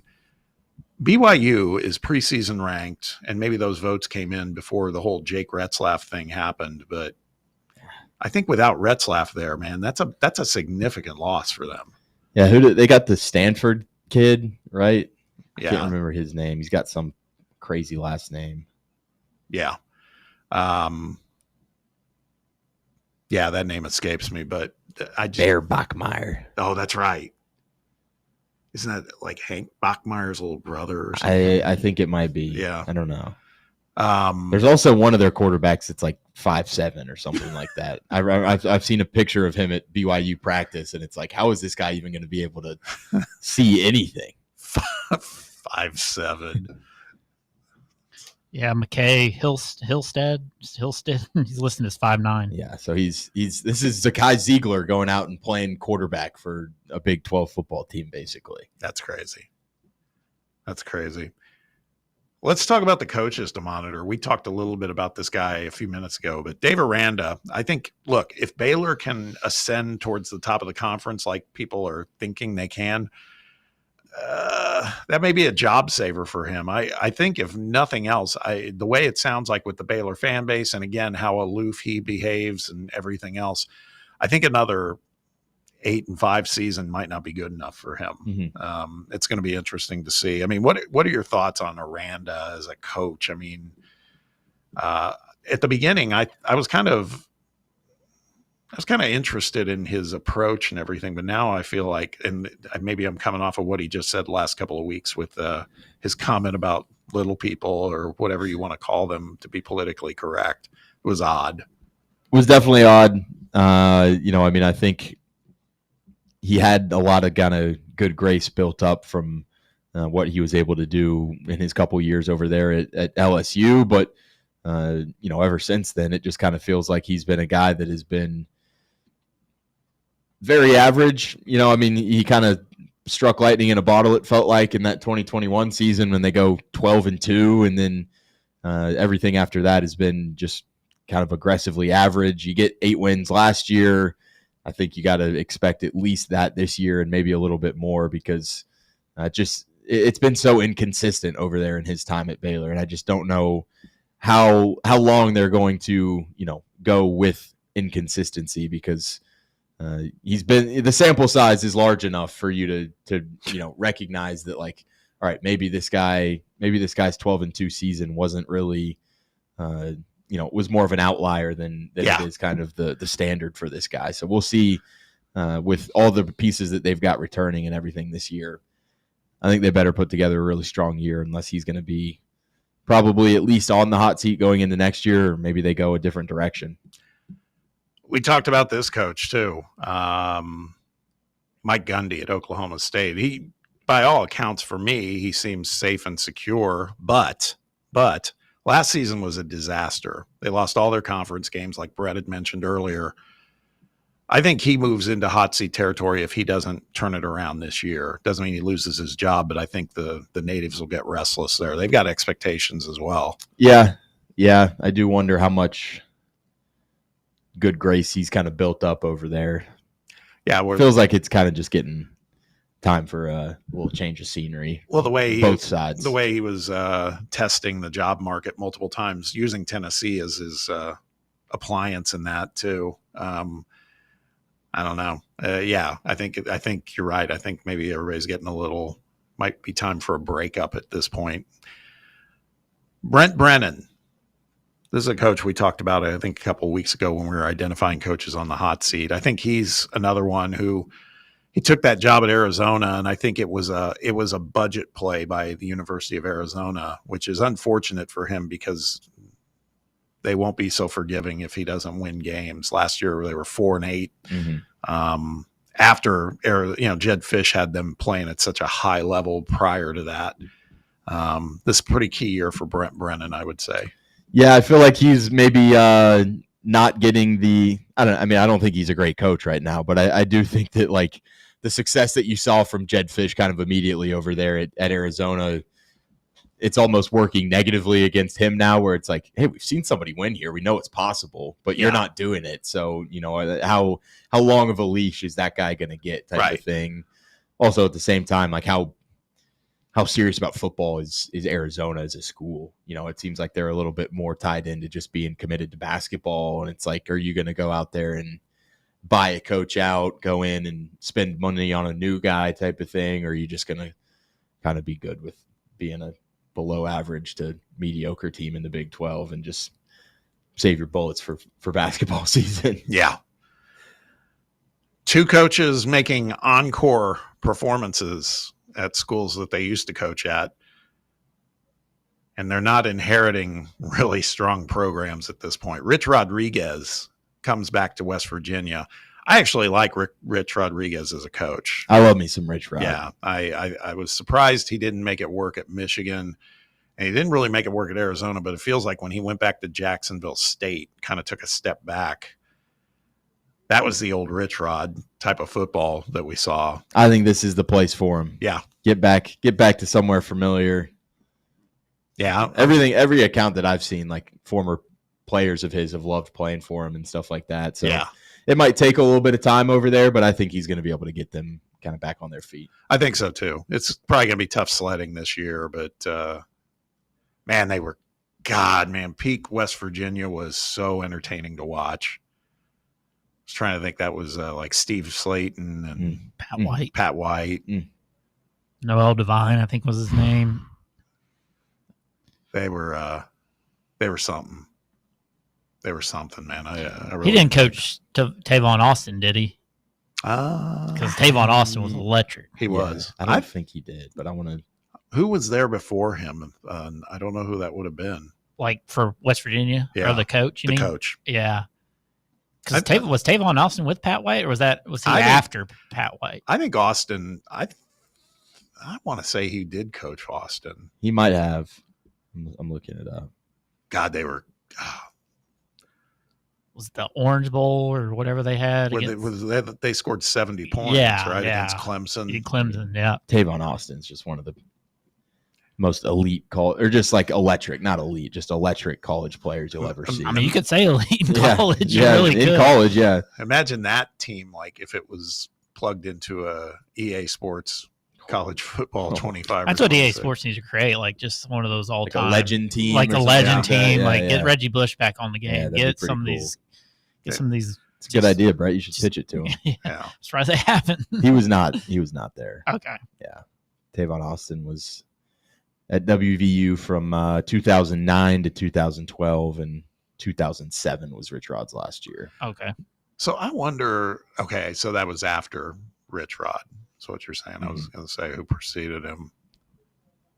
The other coach that's coming back to a school he coached at, Scott Frost, returning to Central Florida. We're going to learn a lot about Scott Frost here, I think, because I thought that when he went to Nebraska, I was like, this is like such a no-brainer. I thought that was going to be a perfect match. Played there. Nebraska needed someone who understood the culture of Nebraska football and everything else. I was stunned by how poorly it went. Didn't expect that. I mean, you did think that, being just kind of that sleeping giant that Nebraska, or at least their fans think they are, just getting a guy that has such familiarity with the program. You were like, this smash it. This is surely going to work. And then he talks about how don't take the wrong job or whatever it was, just so not the right time to go back. Throwing shots over there. So we'll see. Yeah. Even Matt Rule, I'll give Matt Rule credit. Matt Rule tried to kind of defend him a little bit and say, this program was not in a good place, but still it's like, well, who was responsible for that? It'll be interesting. I think Scott Frost, it might be the right fit for him to come back, but it feels like if he doesn't succeed here, then his coaching career might be done. And then we talked about Coach Prime earlier too. Because Brett brought up the topic yesterday of could Deion Sanders be the guy that ends up replacing Mike Norvell at Florida State. I just feel like I could see Deion Sanders being done coaching like in 2 seasons. I just think there's obviously health complications. It's been going on for a little while.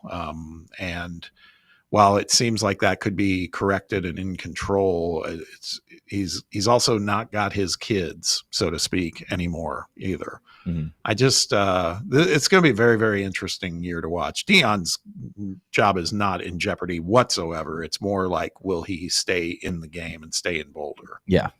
So we shall see. All right. Quick break. When we return, we'll put a bow on the Big 12. We're going to talk about schedules. Schedule favorability, maybe pointed out across the maybe top 5 or 6 teams. We won't go through the entire 18-team conference, but we'll talk about the ones that we think should be in the mix to win this thing and who's got the better schedule. Again, there's some schools here that might be able to creep up. It's similar to what we saw with Arizona State last year. It might just show up out of nowhere late in the season and be in the driver's seat in the conference, just depending upon how things go with the schedule. We'll talk about all that. The other thing I will mention too, we had talked about the meal passes for tonight's all you can eat at the Smokies game would be going out to caller 5. We ended up with 4 callers. So we're waiting on caller 5. The next caller who calls in at 865-966-3435, 966-3435, you'll get yourself 2 passes to go to tonight's Smokies game. Got to get tickets into the game. You can still get those at the FanRun tent if you get there in time. But also you would get tickets for the all-you-can-eat buffet on an all-you-can-eat Wednesday night at Smokies Covenant Health Park. Give us a call. We'll be back after this. You're listening to Under Review on FanRun Radio. Streaming worldwide at FanRunRadio.com and on the free FanRun app. This is Big Orange Country's Sports Talk Radio Superstation. FanRun Radio, Knoxville. All you can eat Wednesday tonight with your Knoxville Smokies. For less than $30, you get a ticket into the game, all you can eat barbecue, hot dogs, Bush's baked beans, potato chips, Pepsi products, and more. Anyone else getting hungry? See you tonight. Smokies! And here we go. It's William Pattison, and this is your daily invite to Overtime on FanRun Radio. Weeknights from 7 to 8 p.m. Eastern, I'm breaking down everything you care about, from the latest Tennessee Volunteers news to bold takes on college football, the NFL, and NBA. If it's happening in the world of sports, I've got an angle on it. You bring the passion, and I'll deliver the truth, the fire, and the facts. It's Overtime with William Pattison, weeknights at 7, only on FanRun Radio. Dental health is so important. It's one of those things that if you don't stay on top of it, it can really come back to haunt you, both financially and, of course, in terms of your physical health.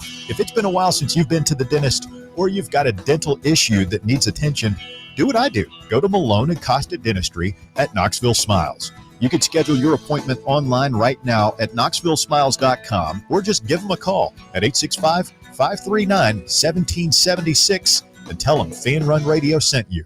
Hey folks, if you're in need of a lawyer, you need to call my friend Jerry Givens. I've known Jerry since high school and can personally vouch for him. He's East Tennessee through and through, and if you're going through a divorce, bankruptcy, or a DUI case, you'll need someone you can trust on your side to help you navigate the local legal system. You can trust Jerry Givens. Call the law offices of Jerry Givens today at 865-801-9250 to schedule your free consultation. That's 801-9250. As veterans, we're no strangers to helping others. That's what we were taught, service before self. But we do have one question for the veterans listening. When was the last time you reached out for help? If you or someone you know needs resources, whether it's for stress, finances, employment, or mental health, don't wait. Reach out. Find more information at va.gov/reach. That's va.gov/reach. Brought to you by the United States Department of Veterans Affairs and the Ad Council. Hungry for some mouth-watering barbecue? Then take the quick drive up I-75 to Rickard Ridge for some of the best barbecue you'll ever have. Fall off the bone, Memphis-style baby back ribs, slow-smoked chicken thighs, and fresh hand-cut steaks. Rickard Ridge has something for everyone. Located in Cove Lake State Park with a spectacular view of the Cumberland Mountains, Rickard Ridge. It's more than just dinner, it's a destination. Check out their full menu and catering options online at rickardridgebbq.com.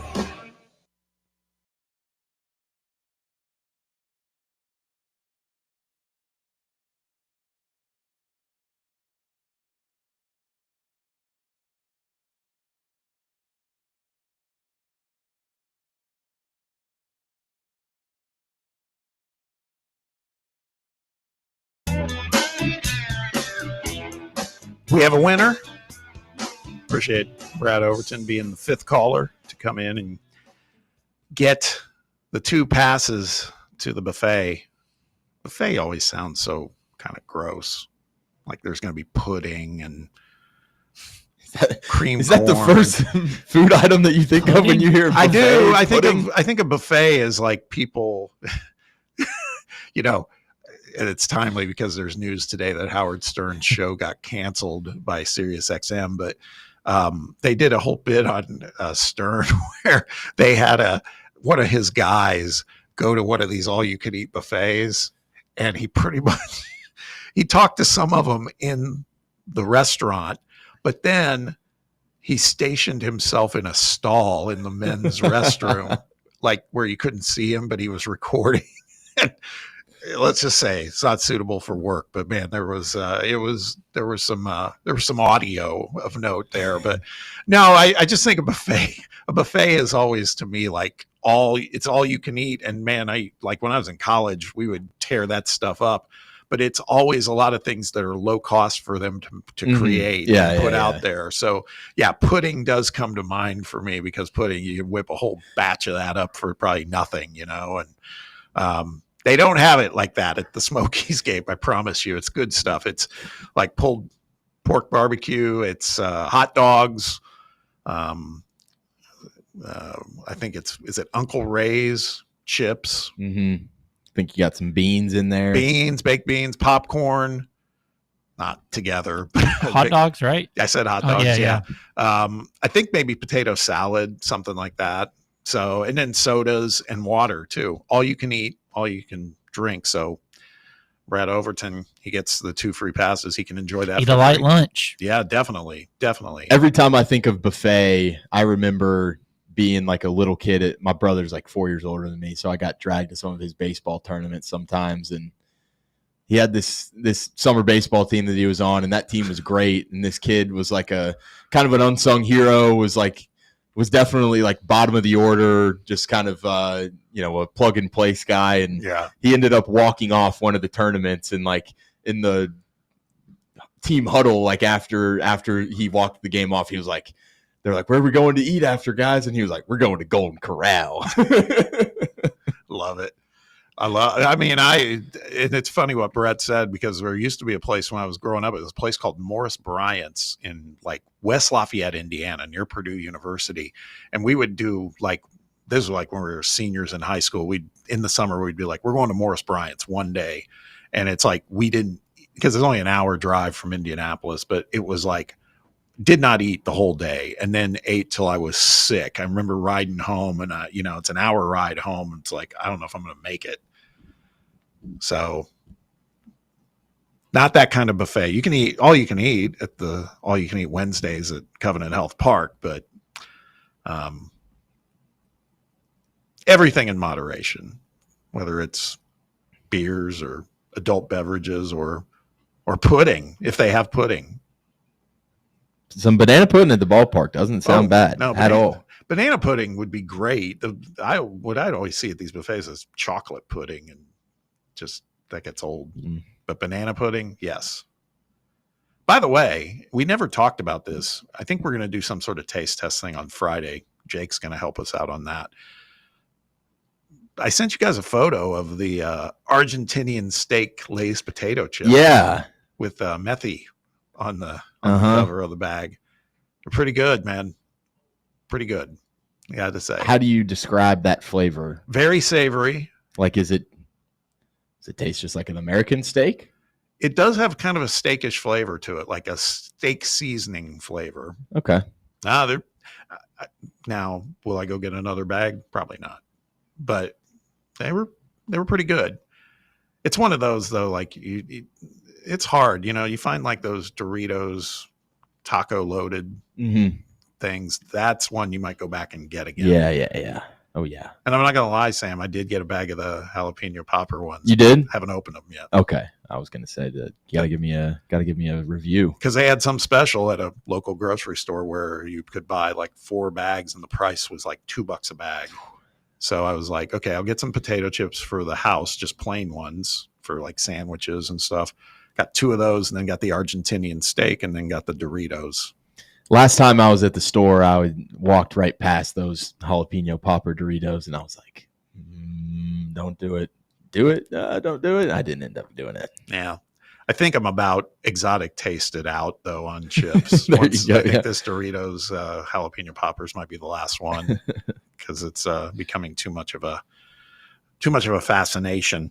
Also, we got a text on the text box from someone who mentioned, this was earlier in the show, but they said, this was when we were talking about quarterbacks. They said, I don't think they should have went after Joey Aguilar. Believe that that's going to be a mistake and a waste of money and time.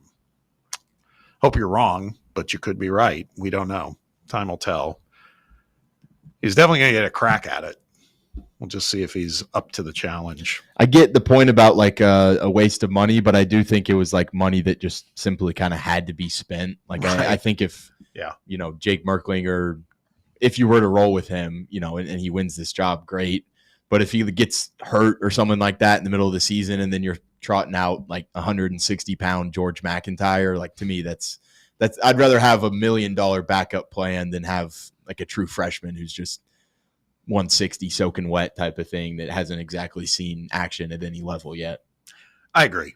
But I do understand the point of like, hey, we've got a guy in the house already. Why spend the money on somebody that we're not even all that confident in. Yeah. All right, back to the Big 12 as we wrap up our coverage and preview of that conference. We were talking about teams we liked in the conference as far as ones we want to keep an eye on, but more importantly, who has what we would consider to be the edge in terms of schedule favorability between maybe the top 5 or 6 teams we've been identifying today.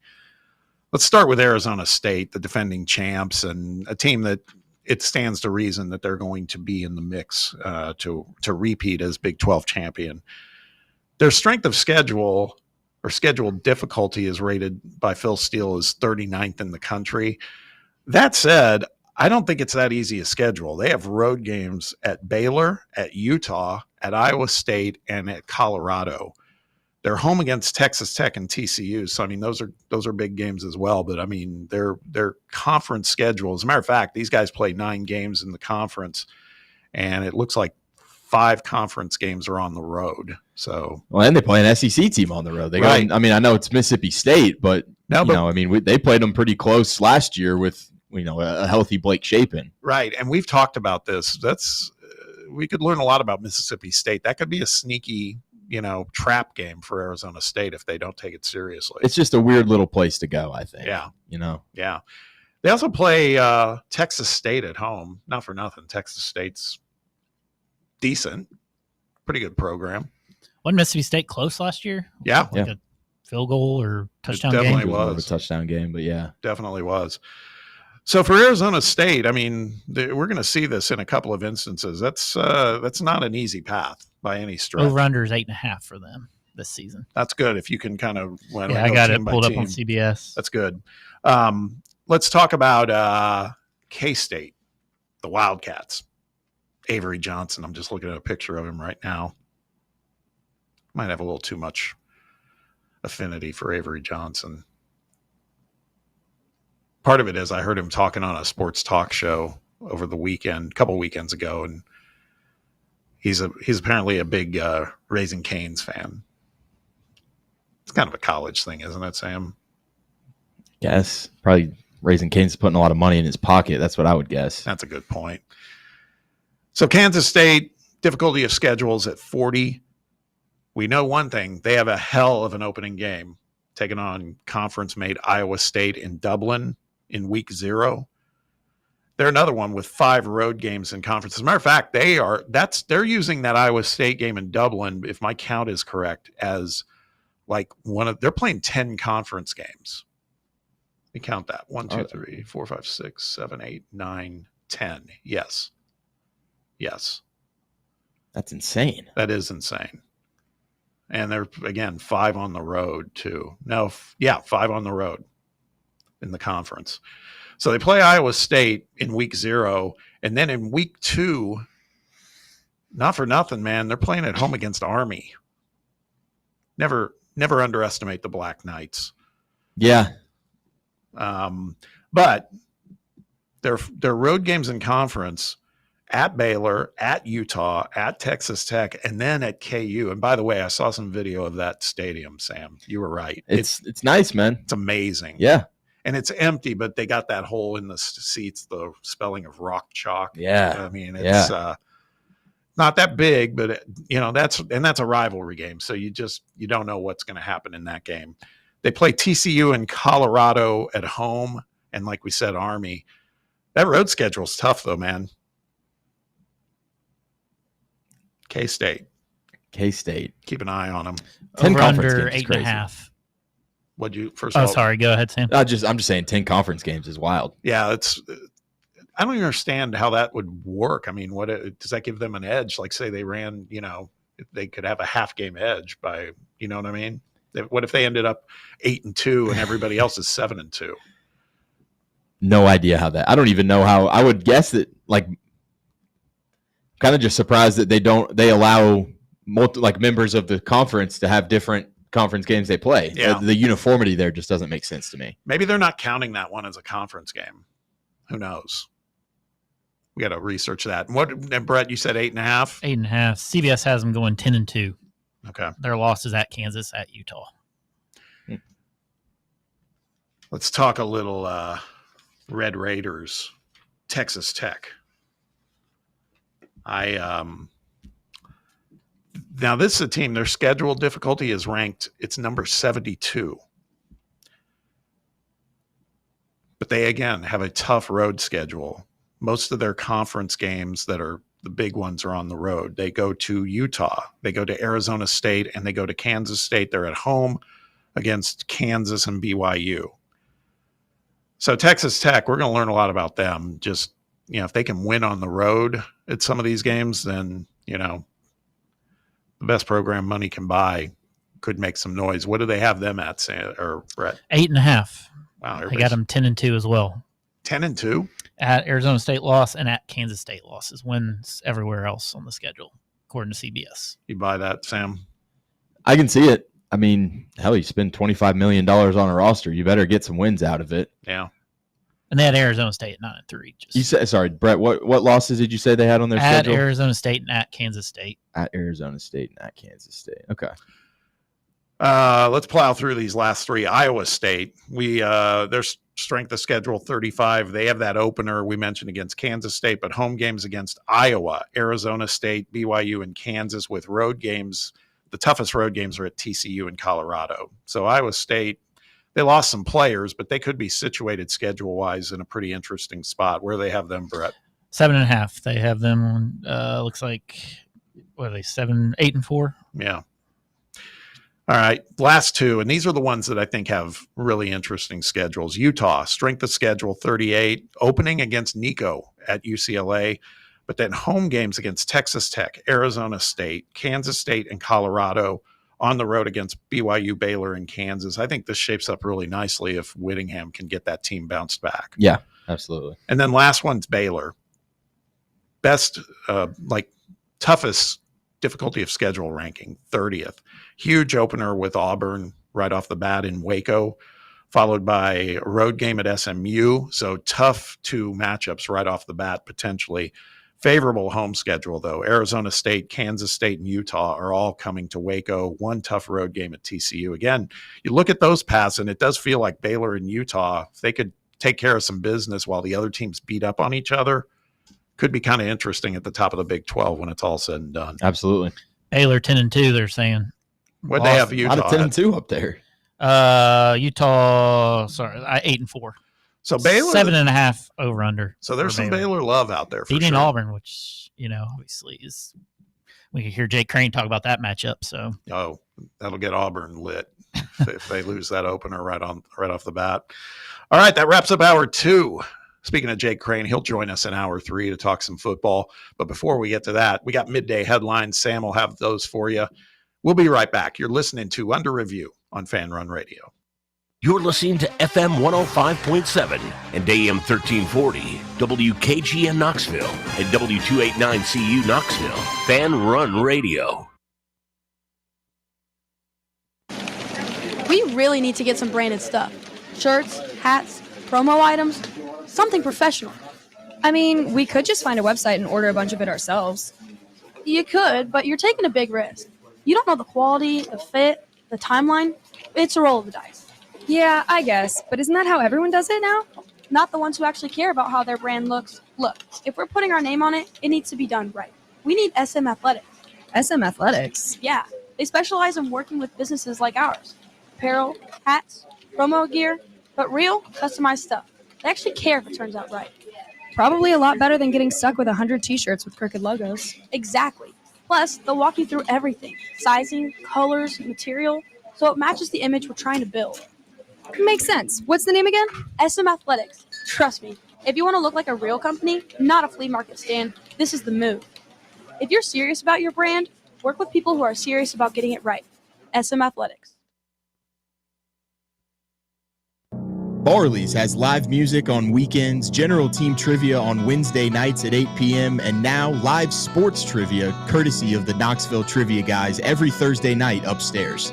The game starts at 7 p.m. and is free to play for everyone, so head on down to the Old City and show off your sports knowledge and win gift cards to Barley's. Use those gift cards to buy some delicious food and drinks, and you can take it all in with their wide selection of TVs and indoor projectors. Barley's Tap Room and Pizzeria.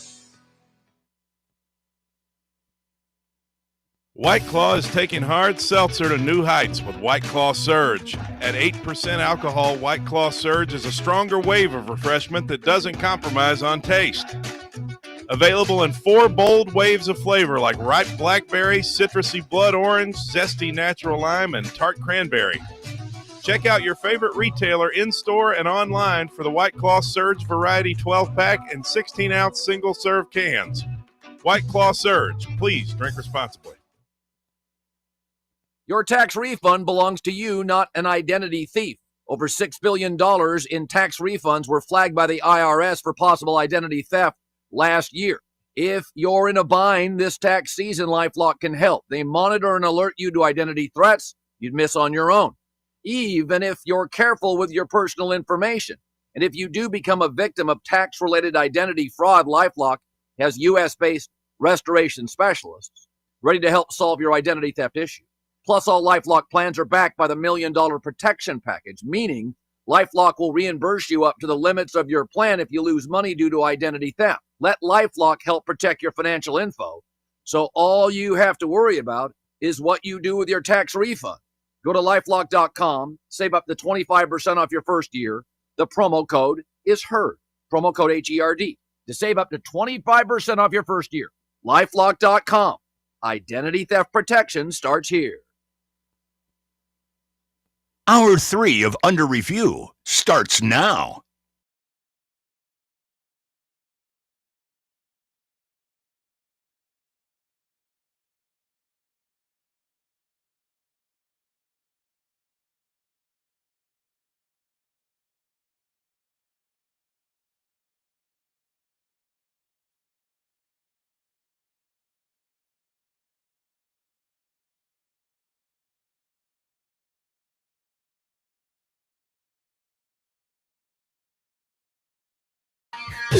Welcome back to the White Claw Hard Seltzer Studios of Fox Sports Knoxville, FanRun Radio. It's Under Review. Got Bob and Sam and Brett and Jake here on a Wednesday, hitting that tipping point of the middle of the week. Now it goes downhill as we head towards a weekend. Appreciate you joining us. You can be a part of the show on a live basis by giving us a call. Phone lines are open. Text box is open as well. Hit us up, area code 865-966-3435. That's 966-3435. You can also interact with us on X at Fox Sports Knox. You can also interact with us on FanRun TV over YouTube. That's our channel over there. You can leave some comments there. A couple people have interacted during the week with us.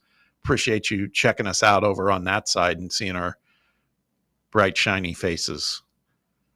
Time for some midday headlines. Other things happening in the world of sports. And for that, I turn things over to Sam Beard.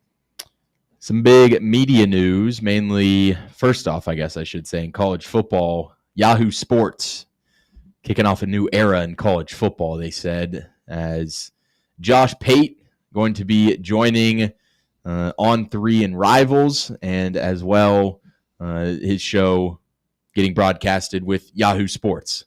They have a studio, I guess, built inside the On3 headquarters down in Nashville. So definitely a big time move for Josh Pate to be able to get into that game, as we know that he had distribution over with the CBS Sports Network, but this one will be kind of a little bit of a changing of the guard. Will be the exact same show that Josh Pate rolls out yearly, but will just be coming to Yahoo Sports and On3. So you'll get Josh Pate's college football show on there.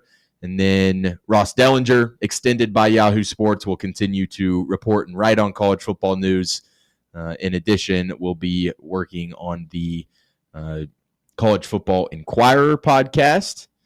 And there are also some new names into that one, as Andy Staples, a new co-host of that, alongside Stephen Godfrey. So some big moves for On3 as well as Yahoo. Josh Pate, obviously a guy that moves the needle for college football fans that want to kind of consume that content year-round. And then with the College Football Inquirer, Ross Dellinger and Andy Staples seems like a very strong show as well. Yeah, good for Dellinger. He's been breaking a lot of stuff here in the last year or so. Does a great job. Friend of the show. Yahoo's not messing around. On3 is not messing around either. And for Pate, I think it's a smart play. He gets to widen his net for distribution, like in the snap of a finger with Yahoo's reach. It's pretty impressive. And and I mean, the whole concept too, I think what they're trying to do is make some of that content a little more accessible too, for, some of the stuff that Andy Staples does for On3 could now be available through Yahoo. So pretty smart move for both parties. Yeah, absolutely. ESPN and WWE have announced a landmark rights agreement as ESPN platforms, including the new ESPN direct-to-consumer streaming service, will now become the exclusive U.S. domestic home of all WWE premium live events, including the two-night cultural phenomenon WrestleMania starting in 2026. So making ESPN home to the highest profile WWE events of the year. Was this one that was kind of rumored, Bob? I feel like this kind of came out of left field a little bit in the last few hours, as this was breaking news this morning. But ESPN and their new, I guess it's just going to be called ESPN, but their new platform and everything like that going to be kind of continuing to push the limits of how much they can kind of get on there and how many people they can reach. WWE seemingly a attractive offer for them, so they will get in bed with each other there. Yeah, I think that I think what's happened is we've been so preoccupied talking about their deal with the NFL. Yeah. This is probably real insiders, not myself, but real insiders were probably very aware that they were in deep talks with WWE. But you're right, it kind of came out of nowhere. But those are, if you notice, they're going after some very, very big franchises. If you think about it, they've got deals now, obviously, with the NFL. They've got deals in the college football space. They've got deals with the NBA and now WWE. They've stepped away from Major League Baseball. They still may get back into that game, but it's going to be at a lower cost if they do it. Just get the Savannah Bananas. Everybody loves them. Please. But it's, look, makes sense. What they're trying to do is they understand what they're going to be doing with this app that they're distributing is they got to have scale. And so they're trying to get as much in terms of signature live events as possible. It sounds like this deal with the NFL, they've negotiated to get 5 more regular season NFL games as well in that deal. Interesting. So yeah, they're definitely going after the live event market. They want to try to own it because they're starting to see Prime Video and Netflix kind of creep into that stuff. And before you know it, they said, not so fast, my friend. Yeah, exactly. Well, some more stuff with ESPN, as ESPN and the NFL have reached new licensing agreements extending ESPN's NFL draft rights. So they were the first network to televise the draft back in 1980, beginning with the 2026 NFL draft. Disney Plus and Hulu will also stream ESPN, ABC, and ESPN Deportes, their trio of draft presentations. So continuing to have coverage with the draft. Now that I am interested, like I feel like with the whole red zone thing, you did say that like NFL Network is getting kind of merged in between those two, correct? I'm interested to see, because like NFL Network, I that's my preferred station to kind of watch for the NFL draft compared to ESPN. Like, will those be separate broadcasts, you think, or will that just be like merged into one? I think NFL Network, I don't have this on good authority, this is just my prediction, is that NFL Network will cease to exist as we know it. Okay. They'll take a lot of the building blocks like, Good Morning Football and some of the other things. And you're right. What about the draft? Yeah. That's another great example because I liked their draft coverage far better than ESPN. Yeah, for sure. So there's a lot to think about there, but I think NFL Network as a standalone TV network, it's going to go away. It'll just get absorbed into what ESPN does. There's just too many networks out there to begin with. It's part of the reason, this deal with the NFL is crazy because now the NFL also owns 10% of ESPN. And so the NFL gets out of the network business, which is a fading business right now. And they also, they monetize everything that they had. They get money coming to them and they get an equity stake in a TV network. How do you think that's going to go? You know, I mean, you think they might have, it's kind of like we talk about state-run radio here in town, not naming names, but it's that kind of vibe. That's what's happening here. It's like, will the Shield have ESPN more in their back pocket than ever? Mm-hmm. They might. Yeah. It's going to be interesting. Terrible news in the NFL as George Kittle went on NFL Network to air his grievances and give some breaking news. Said, I honestly just came up here to air a grievance. Our team got a memo today that smelling salts and ammonia packets were made illegal in the NFL, and I've been distraught all day. Fred Warner said he's not practicing anymore, and Kittle goes, I considered retirement. We've got to figure out a middle ground here, guys. Somebody help me out. Somebody come up with a good idea. Why are we banning smelling salts? I mean, this is what the NFL is like worried about right now. Basically saying there was a 2024 warning from the FDA regarding the lack of evidence supporting the safety or efficacy of AIs marketed for improving mental alertness or boosting energy. Get out of here, man. Just let George Kittle have a smelling salt before a drive or two. Yeah. Everyone wants to. It's always a great social media clip too. Just like seeing the random guy on the sideline that the camera catches and he's doing a little whiff of smelling salts and then he's like, whoa, let's go. Hasn't there been, I understand some of the rationale for why the NFL is doing this, but I mean, hasn't it gone further and said that there's actually some long-term effects that if you do it with regularity, that it could like. There's some long-term effects of playing football with regularity too. You know, like True. we're bashing each other's heads in with, going full speed. That's right. With grown men. Like is smelling salts really the thing that's going to like shorten the lifespan of some of these guys? Yeah, that would be my counterpoint. No, that's right. That's right. Football is a dangerous game. We might as well just let them have some smelling salts to, make them feel a little bit more invincible for a few seconds. Have you guys done smelling salts before? Yeah. No. I mean, it's just like quick. It's not like a long-lasting effect. It just wakes you up. It's just like heavy ammonia, right? Yeah, that's what it feels like. Yeah, they said it could mask the potential for concussions. Right, that was their big thing, right? That's the rationale, Yeah. but still, it's like. But that's, to me, it's like I one time I've done it one time, and it was like it works. Mm-hmm. Let's just put it that way. Yeah, exactly. It works, but.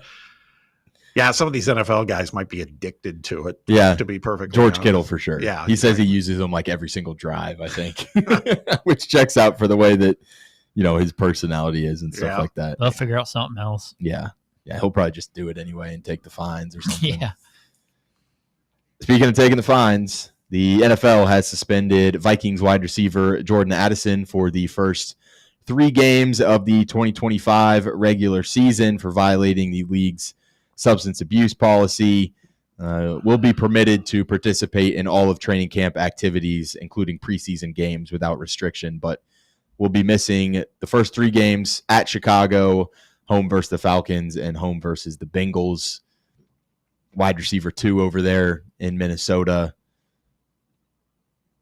I would say this is probably about what you expected for this type of thing. Not like getting into the realm of 6+ type of thing, but 3 regular season games will be the final verdict for Jordan Addison. And forgive me if you mentioned this and I didn't hear it, but wasn't this, I think also this is like a byproduct of the time they walked up to him in his car and he was like passed out? Believe so. While his car was running. Yes. So, I mean, there's for any civilian, there'd be repercussions for that. Yeah. It's not like, he wasn't doing steroids or anything like that. But yes, he was, they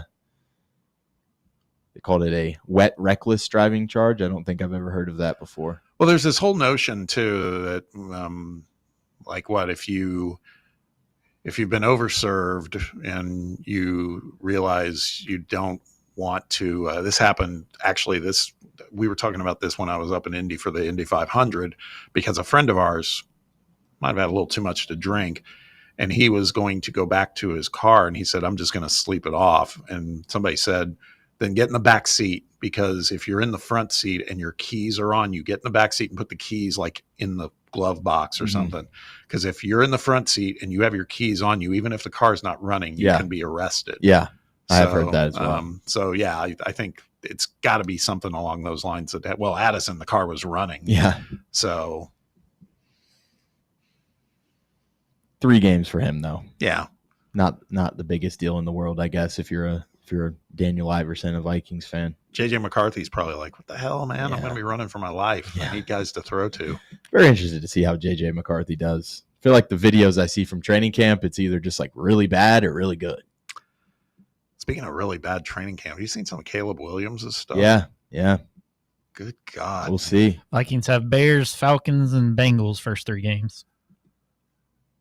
So that's what it'd be missing. Mm-hmm. I could still be wrong. I just thought Caleb Williams was going to be one of the most sure things in the NFL. Now I'm not so sure. Doesn't love ball enough. He just likes his fashion.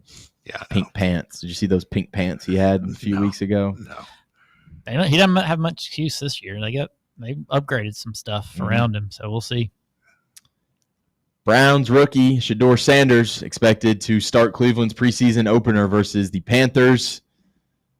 This is going to be like there's never going to be more eyeballs on a preseason football game than Browns-Panthers for this one.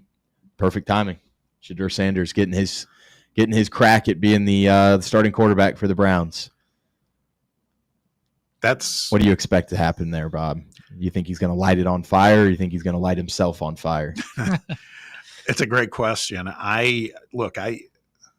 We were just talking about him yesterday being demoted to like 4th string. Well, let's put him out there, see what he can do. I don't know. I don't get it.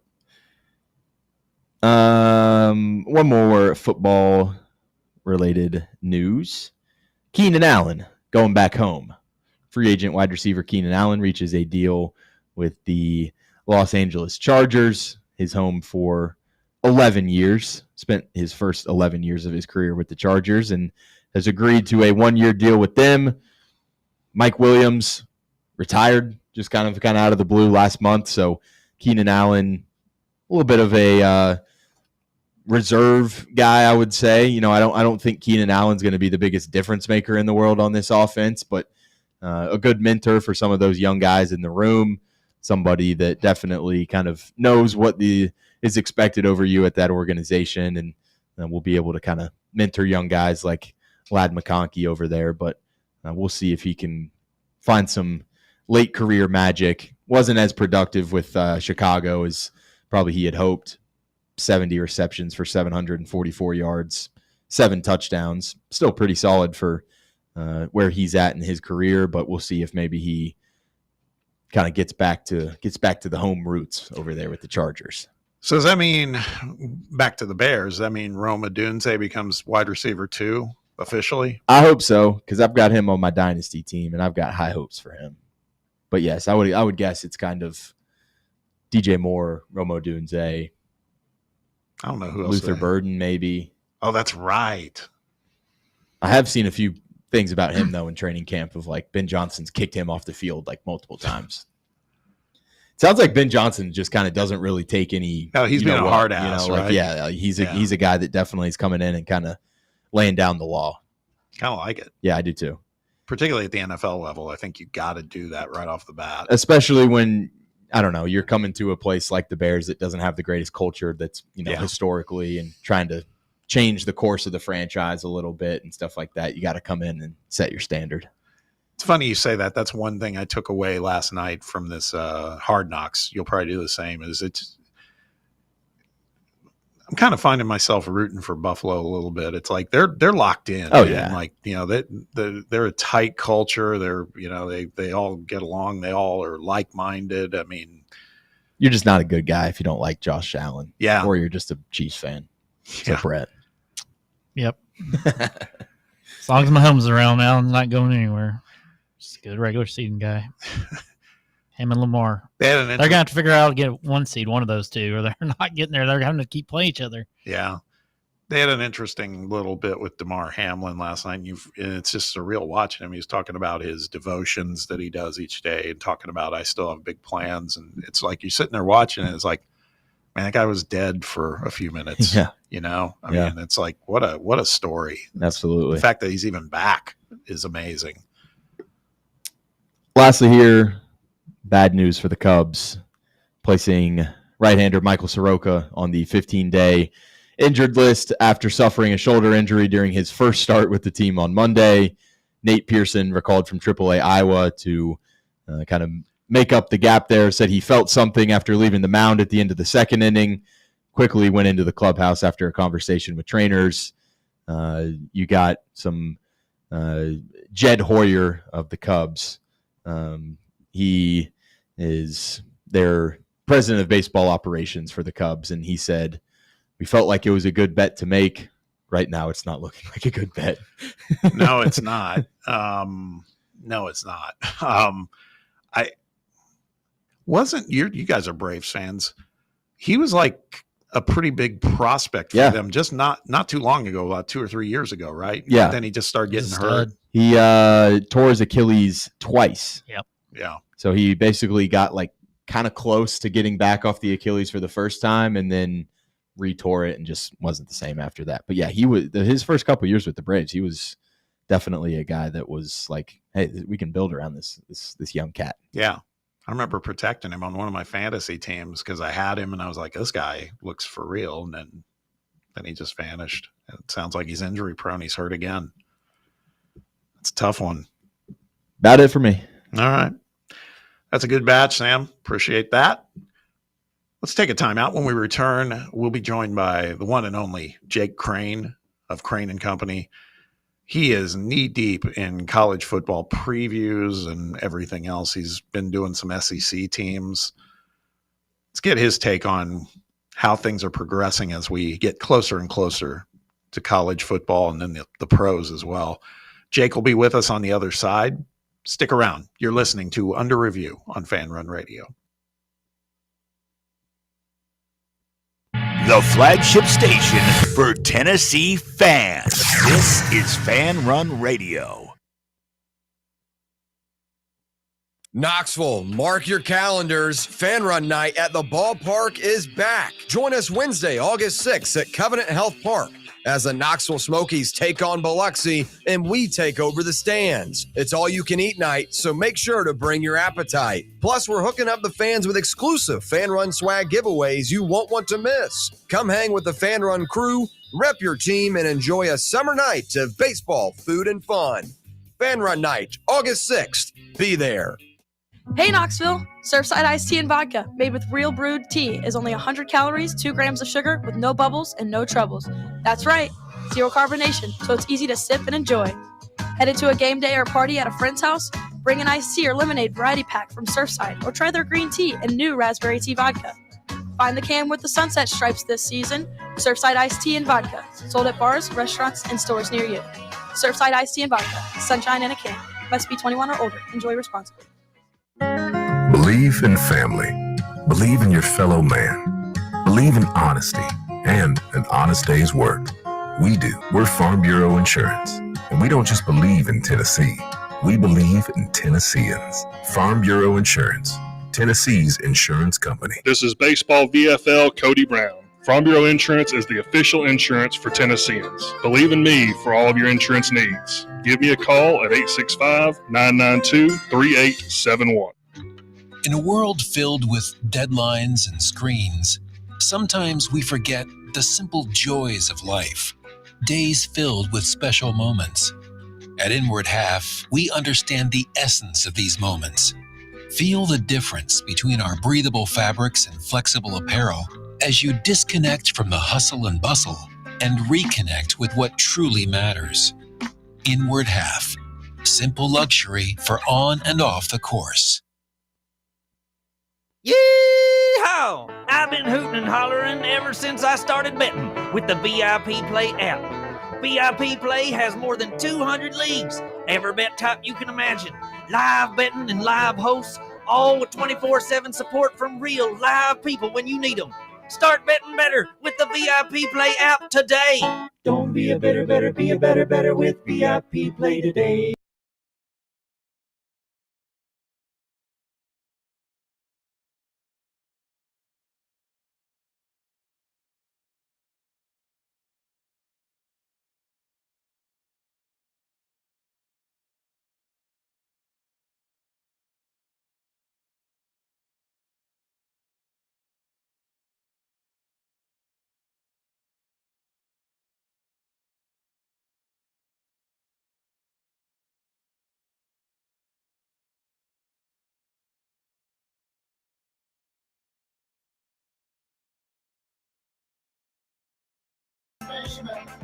Welcome back down to review. Bob Baskerville here with Sam Beard. We've been talking football all day, but 'tis the season. We need to keep talking ball. What better way to do it than to bring in another voice of a guy who knows ball for sure. He joins us weekly. We're always appreciative of that. He's got that show called Crain and Company that you can find on YouTube. It's part of the Daily Wire family of programming. It's our friend Jake Crain. Jake, thanks for hopping on. How are you, my man? Man, I mean, we're getting so close to kickoff, you can taste it. We're to single-team predictions now for the regular season on Crain & Company, which is such a fun time of year, and just got done recording a couple that we're releasing later this week, so just excited to get it going, man. Yeah, so kind of talk through that pattern, because you guys are killing it. You're doing all sorts of good ones, and you know, I've seen like Georgia, and I know you got Ohio State coming up. You guys did Nebraska. I mean, what was the pattern? What was the strategy for all this? Obviously you're going through some of the big usual suspects, but yeah, a school like Nebraska that's kind of at a turning point. Is that what kind of led you to go that route? Yeah, and you know, we typically do like season previews and then season predictions as two different videos. So like, for example, we'll do a season preview of a team and talk about their roster, you know, what we like, what we don't like, the coaching staff. But then when we get into predictions, we're actually predicting what they're going to go. So we kind of double dip on those, and people really enjoy it. As far as strategy goes, look, I mean, you know, we hit the biggest brands. Now, as far as Nebraska, you know, Nebraska is still a really big brand, and there's a lot of confidence there, and there's a huge following. So talking about Nebraska obviously behooves us from a view count. But we do the big dogs. I mean, we did our Tennessee one that's almost at 50,000 views right now. The season preview you can go check out. We're going to do a season prediction for them as well. But yeah, we go after the big dogs. We started this week with Alabama on Monday. We did Georgia yesterday. We're doing Ohio State today. We're doing Michigan tomorrow. We're doing LSU Friday, and we're going to work our way up to kickoff with the biggest brands in the sport and try and be as precise as possible. And again, you know, everybody's a fan of somebody, and a lot of people let their fandom get in the way, even in sports media, of their predictions. We don't. I'm trying to make money, and I'm trying to be right. So it's just going off what I actually think is going to happen. So, yeah, it's a fun time of year, man. Talk to us about that Alabama season prediction, because one of the more interesting teams in the SEC to me this year with Kalen DeBoer's second year, you get Ryan Grubb back, and what those two are able to do just on the offensive side of the ball is obviously really special. How much belief do you kind of have in Ty Simpson being able to kind of be that guy for them and kind of elevate that offense to levels that you didn't exactly see last year with a guy in Jalen Milroe that I didn't really think fit that system very well? Before you answer, let me dovetail on that too. Talk about how much backlash have you gotten from Bama Nation? Because I saw you had Brando on the show, and I don't disagree with what Tim was saying. He was kind of like, man, it's a very, very polarizing topic right now.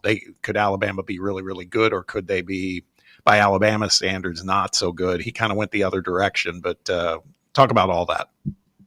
Yeah, nobody reacts to college football propaganda more volatile than what Alabama fans do, or are happy when you say something good about them. And Brando came on and he said he thinks they're going to finish ranked 14th. He doesn't see them making the college football playoff, which, I mean, look, I think one of the coolest parts about this season is you look at a lot of these big brands with really good rosters around a new quarterback, and any of them could excel and be elite or fall off and not reach the goal or meet the standard of the brand. So, yeah, Alabama fans weren't exactly thrilled with what he had to say, but look, and I'm from Lee County. I was the first breath of air I ever took was in the city of Auburn, Alabama.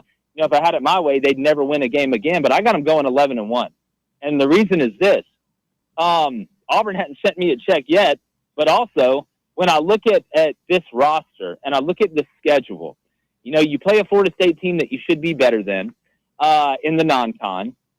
So I don't think the non-conference for them is as tough as what we're going to see LSU have to go play Clemson and Texas, go play Ohio State, and even Auburn go play Baylor.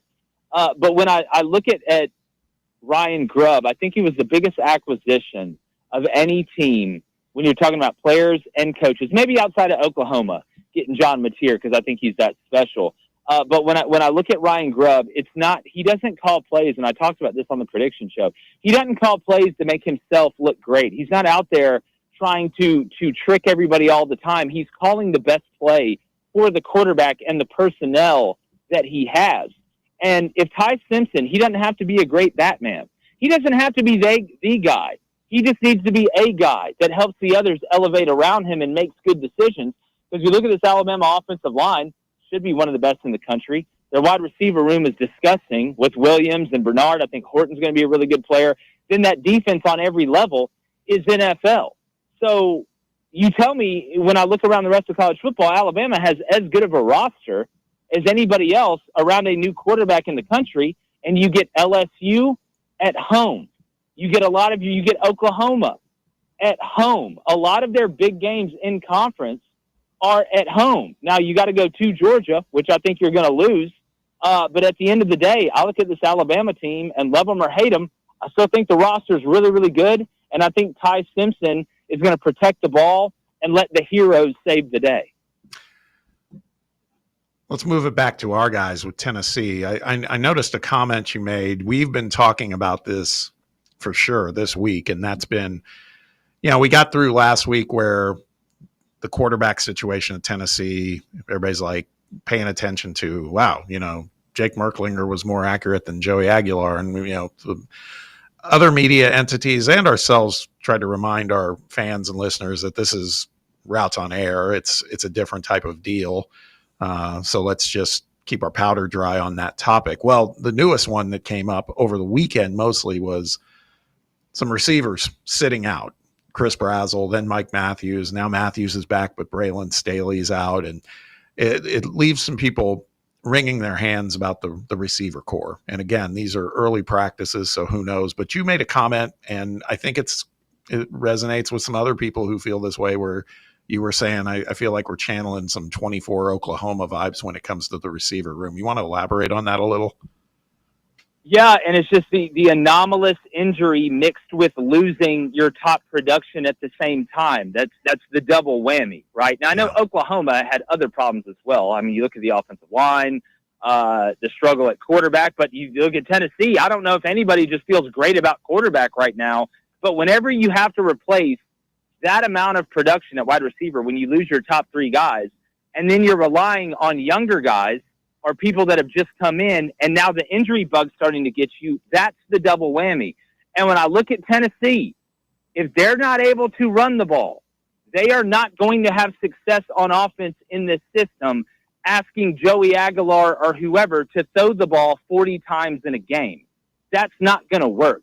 So when I'm looking at Tennessee right now, and again, if I wanted to make everybody happy, I'd sell ice cream for a living. I don't.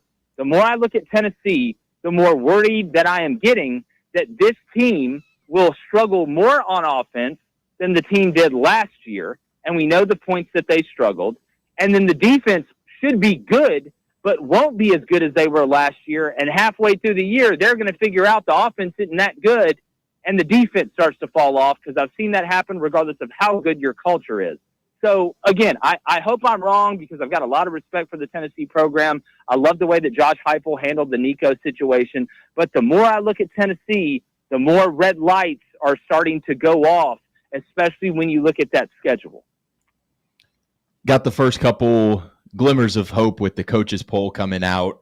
I know that it's preseason polls and none of it exactly matters, but from just kind of a first glance, was there a team that was severely underrated or overrated, in your opinion, on that initial coaches poll that came out? I mean, look, preseason polls are like matches on Tinder. It doesn't matter unless you can close the deal.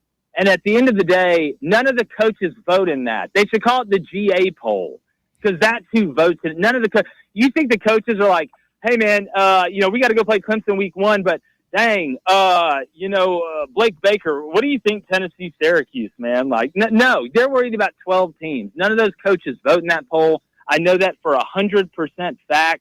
But as far as the little bit that I looked at, it's like any other poll in the preseason. There's just contradictions all over it. So I don't take it serious. I don't give it really any thought at all. I believe Penn State was 1? Texas. Oh, was it? Texas was 1. Okay. I saw, I must have been looking at somebody playing a prank on social media. I'll be honest with you guys. I don't pay it any attention. Like it's a waste of time for me to even worry about or try and figure out which GA at Minnesota voted them to be in the top 25 or whatever. We're talking with Jake Crain of Crain and Company. Let's jump conferences for a second. Again, thinking about a comment I think I saw from you.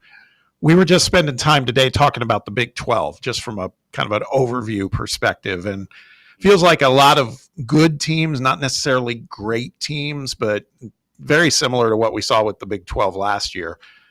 But the one team there's a couple teams that really, after doing a little digging, has me intrigued. And one is, of all teams, Baylor, just because it feels like they've got a favorable schedule. Like you had said a few weeks ago, that opener in Waco against Auburn looms large for both teams. And then I want to get your thoughts on them, and also Texas Tech, who is putting together maybe the best team money can buy. And they're kind of sneakily getting mentioned as, again, it's kind of up for grabs, in my opinion, in the Big 12. What are your thoughts on all this? Yeah, I mean, I would not be shocked, not saying they're the best conference, but if this was the most competitive conference or the most exciting, because look at last year, guys. They voted Arizona State and BYU near the bottom, and those two teams were two of the best in the league, which I think makes it fun. It makes it more exciting. They're not going to have a national champion or probably somebody that even plays in the national championship game, but that doesn't mean it's not going to be a wild ride in that conference. Baylor, to your point, with what happened last year, and it's funny because, if you'd have told me Baylor would have turned it around after the bad year they had the year before when they won 3 games or whatever it was, I would think they would do it the Dave Aranda style, and they were really sound on defense. They were able to run the ball and play action you on offense, but that's not how they did it. They did it with really good offense and a bad defense, which I don't think will be the identity of this team. But when you look at Baylor and you really dig into it, you look at Sawyer Robertson, the Mississippi State transfer who came in for DeQuan Finn when he went down early in the year. He was great. They've got good wide receivers. I think they got a couple DBs that are NFL guys. But on the edge of the line of scrimmage is where I'm worried for Baylor. I think that's where Auburn has their biggest advantage. Baylor's 3 interior offensive linemen, both guards and the center, are really good. On defense, they've got 1.5 guys on the interior on the defensive line that I think can really play. But when it comes to rushing the passer and protecting the passer, that's where I think Baylor may run into some trouble when they face teams that are worth their salt up front. The team I'm looking at, and you ain't got to be Sherlock Holmes to figure this one out, is Texas Tech went out and bought a lot of really good players. Really good players. I think Joey McGuire is a really good coach. It's going to come down to, can Baron Morton stay healthy? Because if there's a reason I call him Voldemorton, because when he's healthy, he's out there just wrecking it, and can really do some witchy stuff. But he's got to stay healthy. You look at Utah.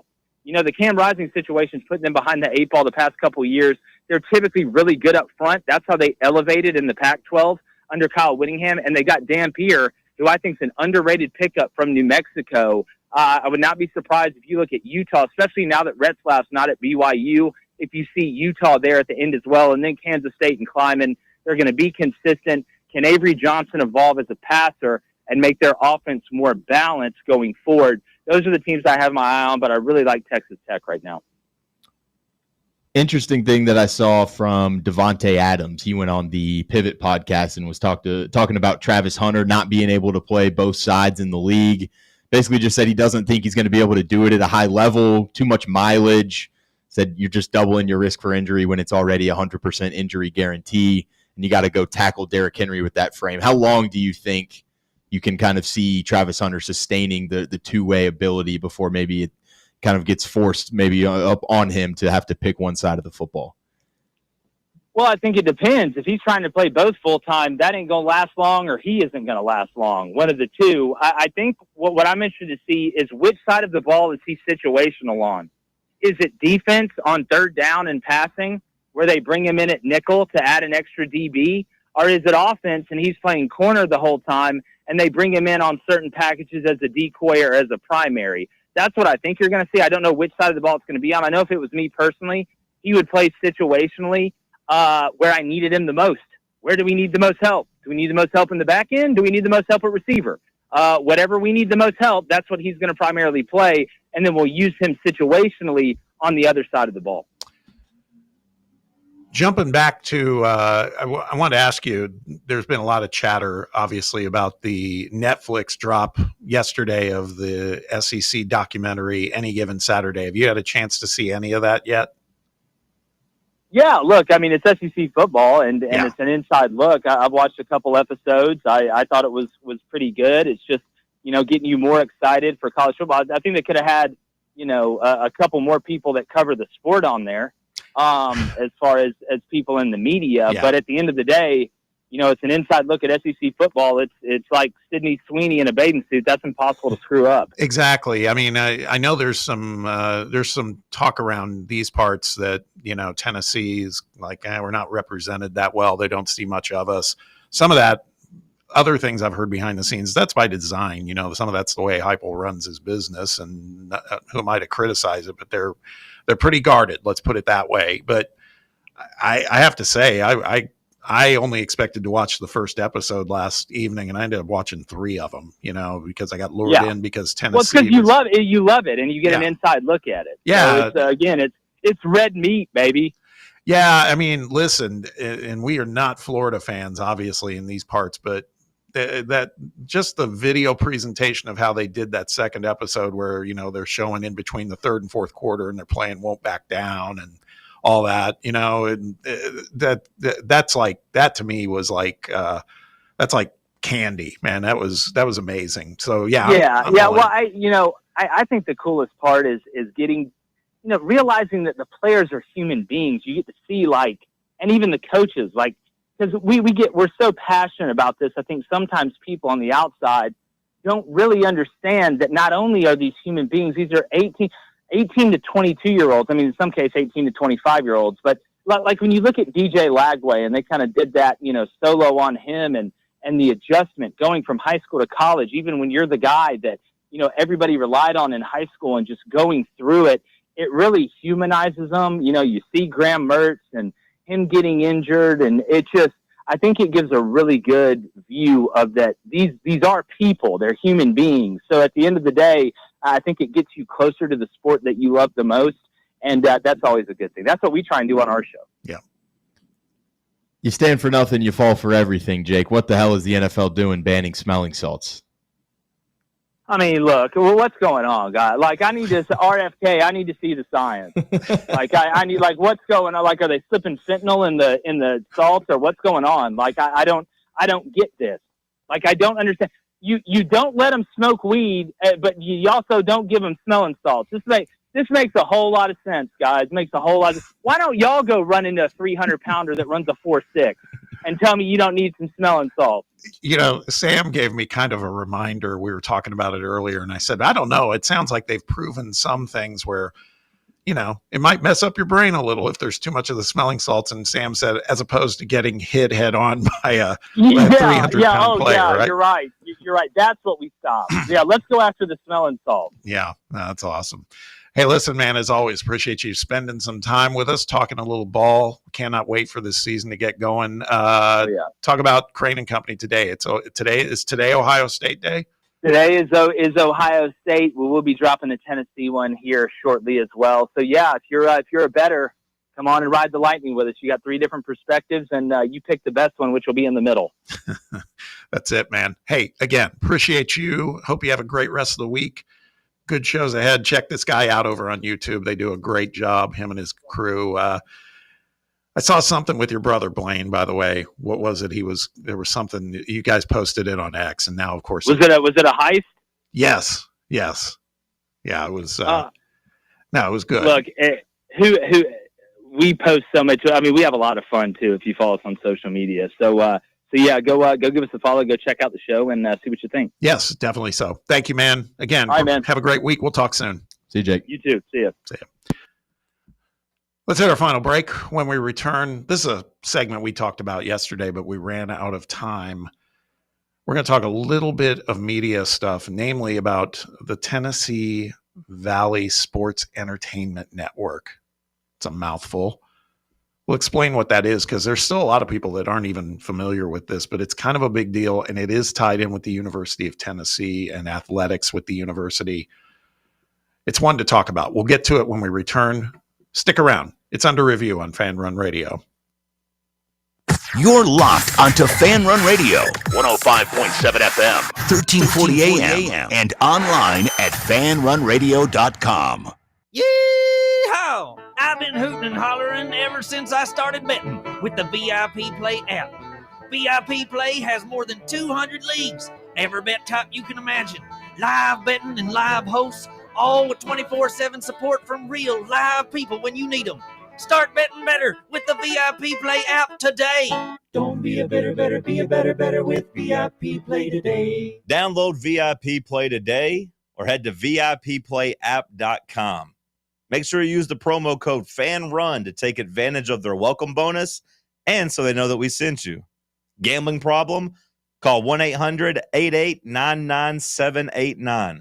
Must be 21 or older and located in Tennessee to bet. Are you tired of hiding your smile because of crooked teeth? At Knoxville Smiles, we've got the perfect solution. Invisalign. No metal, no wires, just clear, comfortable aligners that straighten your teeth without anyone noticing. Eat what you want, smile with confidence, and see results in as little as 6 months. Call us today for more information about Invisalign, 865-539-1776. Or just visit us online at knoxvillesmiles.com. Smile brighter with Knoxville Smiles. Hello, is Tina there? Who's this? Yeah, this is Vince from the hit reality show Wives Don't Tell. Tina applied for our show to confess that her husband won't go to the doctor to get his erectile dysfunction checked. She said she's ready for a guy that can bring the heat. All right, what the is going on? You know you're talking to her husband right now?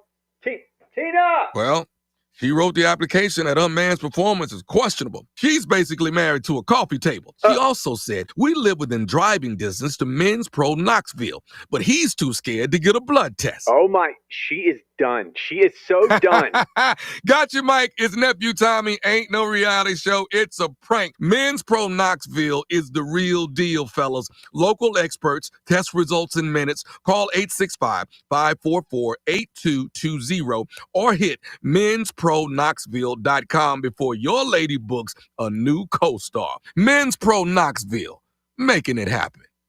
Barley's has live music on weekends, general team trivia on Wednesday nights at 8 p.m., and now live sports trivia courtesy of the Knoxville Trivia Guys every Thursday night upstairs. The game starts at 7 p.m. and is free to play for everyone, so head on down to the Old City and show off your sports knowledge and win gift cards to Barley's.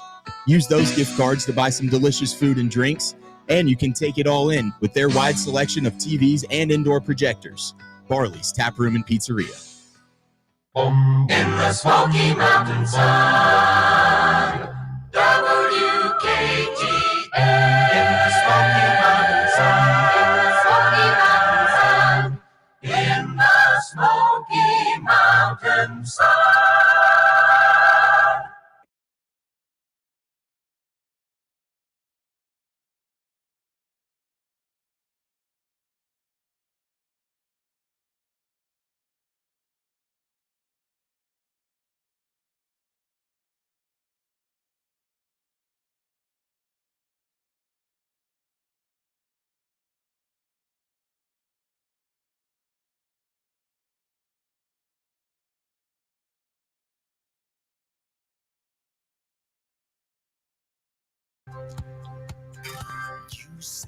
Final segment. Let's talk a little bit about the Tennessee Valley Sports Entertainment Network.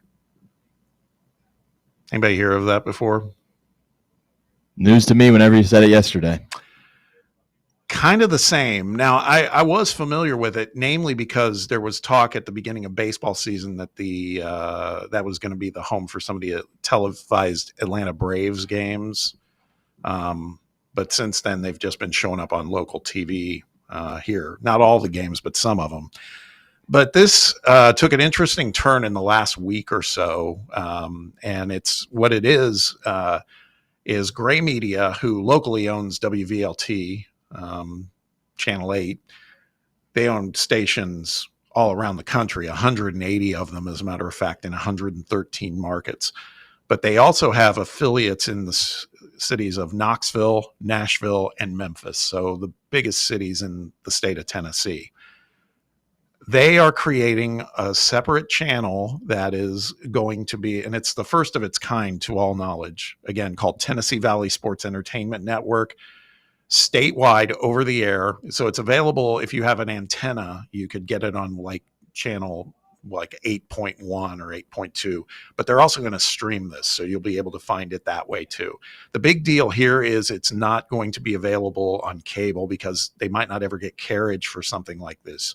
You don't have to go back too far in time to look at what happened with the Longhorn Network, where they tried to create a network made for cable distribution. It failed miserably. It doesn't exist anymore. This is a low-cost entry play, and they also have an agreement, Sam, with the University of Tennessee in Vol Athletics, and they're going to be creating programming for this channel, okay?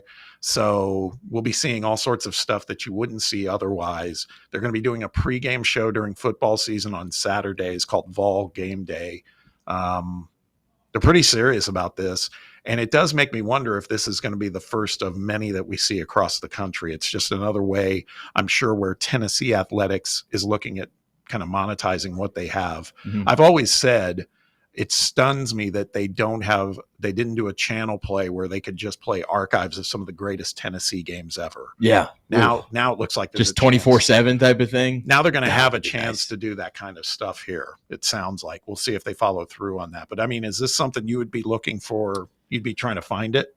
I don't know if I would be actively trying to find it. I think if I stumbled upon it, I would watch it, and I would be like, oh, maybe that's something I kind of keep in the back of my mind. And it's, like I said, I don't know if it's going to be something that like I sit down on the couch every night and go, you know what, I'm going to turn this on. But watch at the same time, maybe you're scrolling through some things and it's like, to your point about you can get an old game on there or something. And it's like, oh yeah, I can watch whatever game from whatever year, and this is going to bring back some good memories of some Tennessee athletics or something. I think that'd be really cool.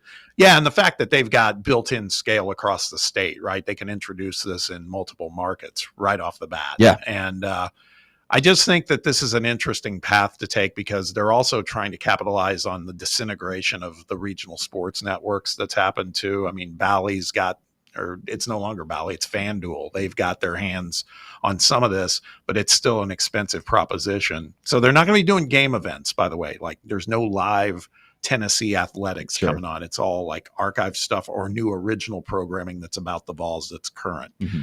So I think it's going to be interesting. I'll definitely be curious about it and look it up, but the time will tell if this is an opportunity. Is the university and Gray Broadcasting seeing this as an opportunity for advertisers, a way to make more money, because that's going to really tell the tale. So they got to get eyes on it. So we'll see.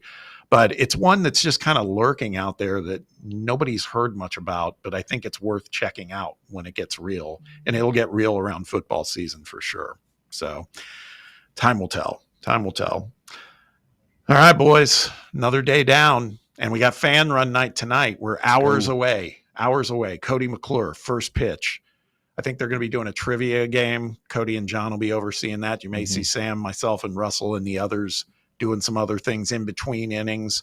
Again, really encourage you to get out there. Some free tickets available at the FanRun tent that you'll find out in front of the stadium, probably starting around 5:30, 6 o'clock, somewhere in there. All right, guys. Sam, great work by you again. Thank you for the help. Brett, appreciate your help as always. Jake, appreciate you. Have a good day off tomorrow. We'll see you back here and bring your stuff to taste test on Friday. Is Jake running it on Friday? No, he's just bringing the product. Okay. And the listener, thank you for spending time with us. Keep it locked in on FanRun Radio. The Chase is next with Chase Thomas, followed by The Drive at 3 o'clock. Until tomorrow, have a great day.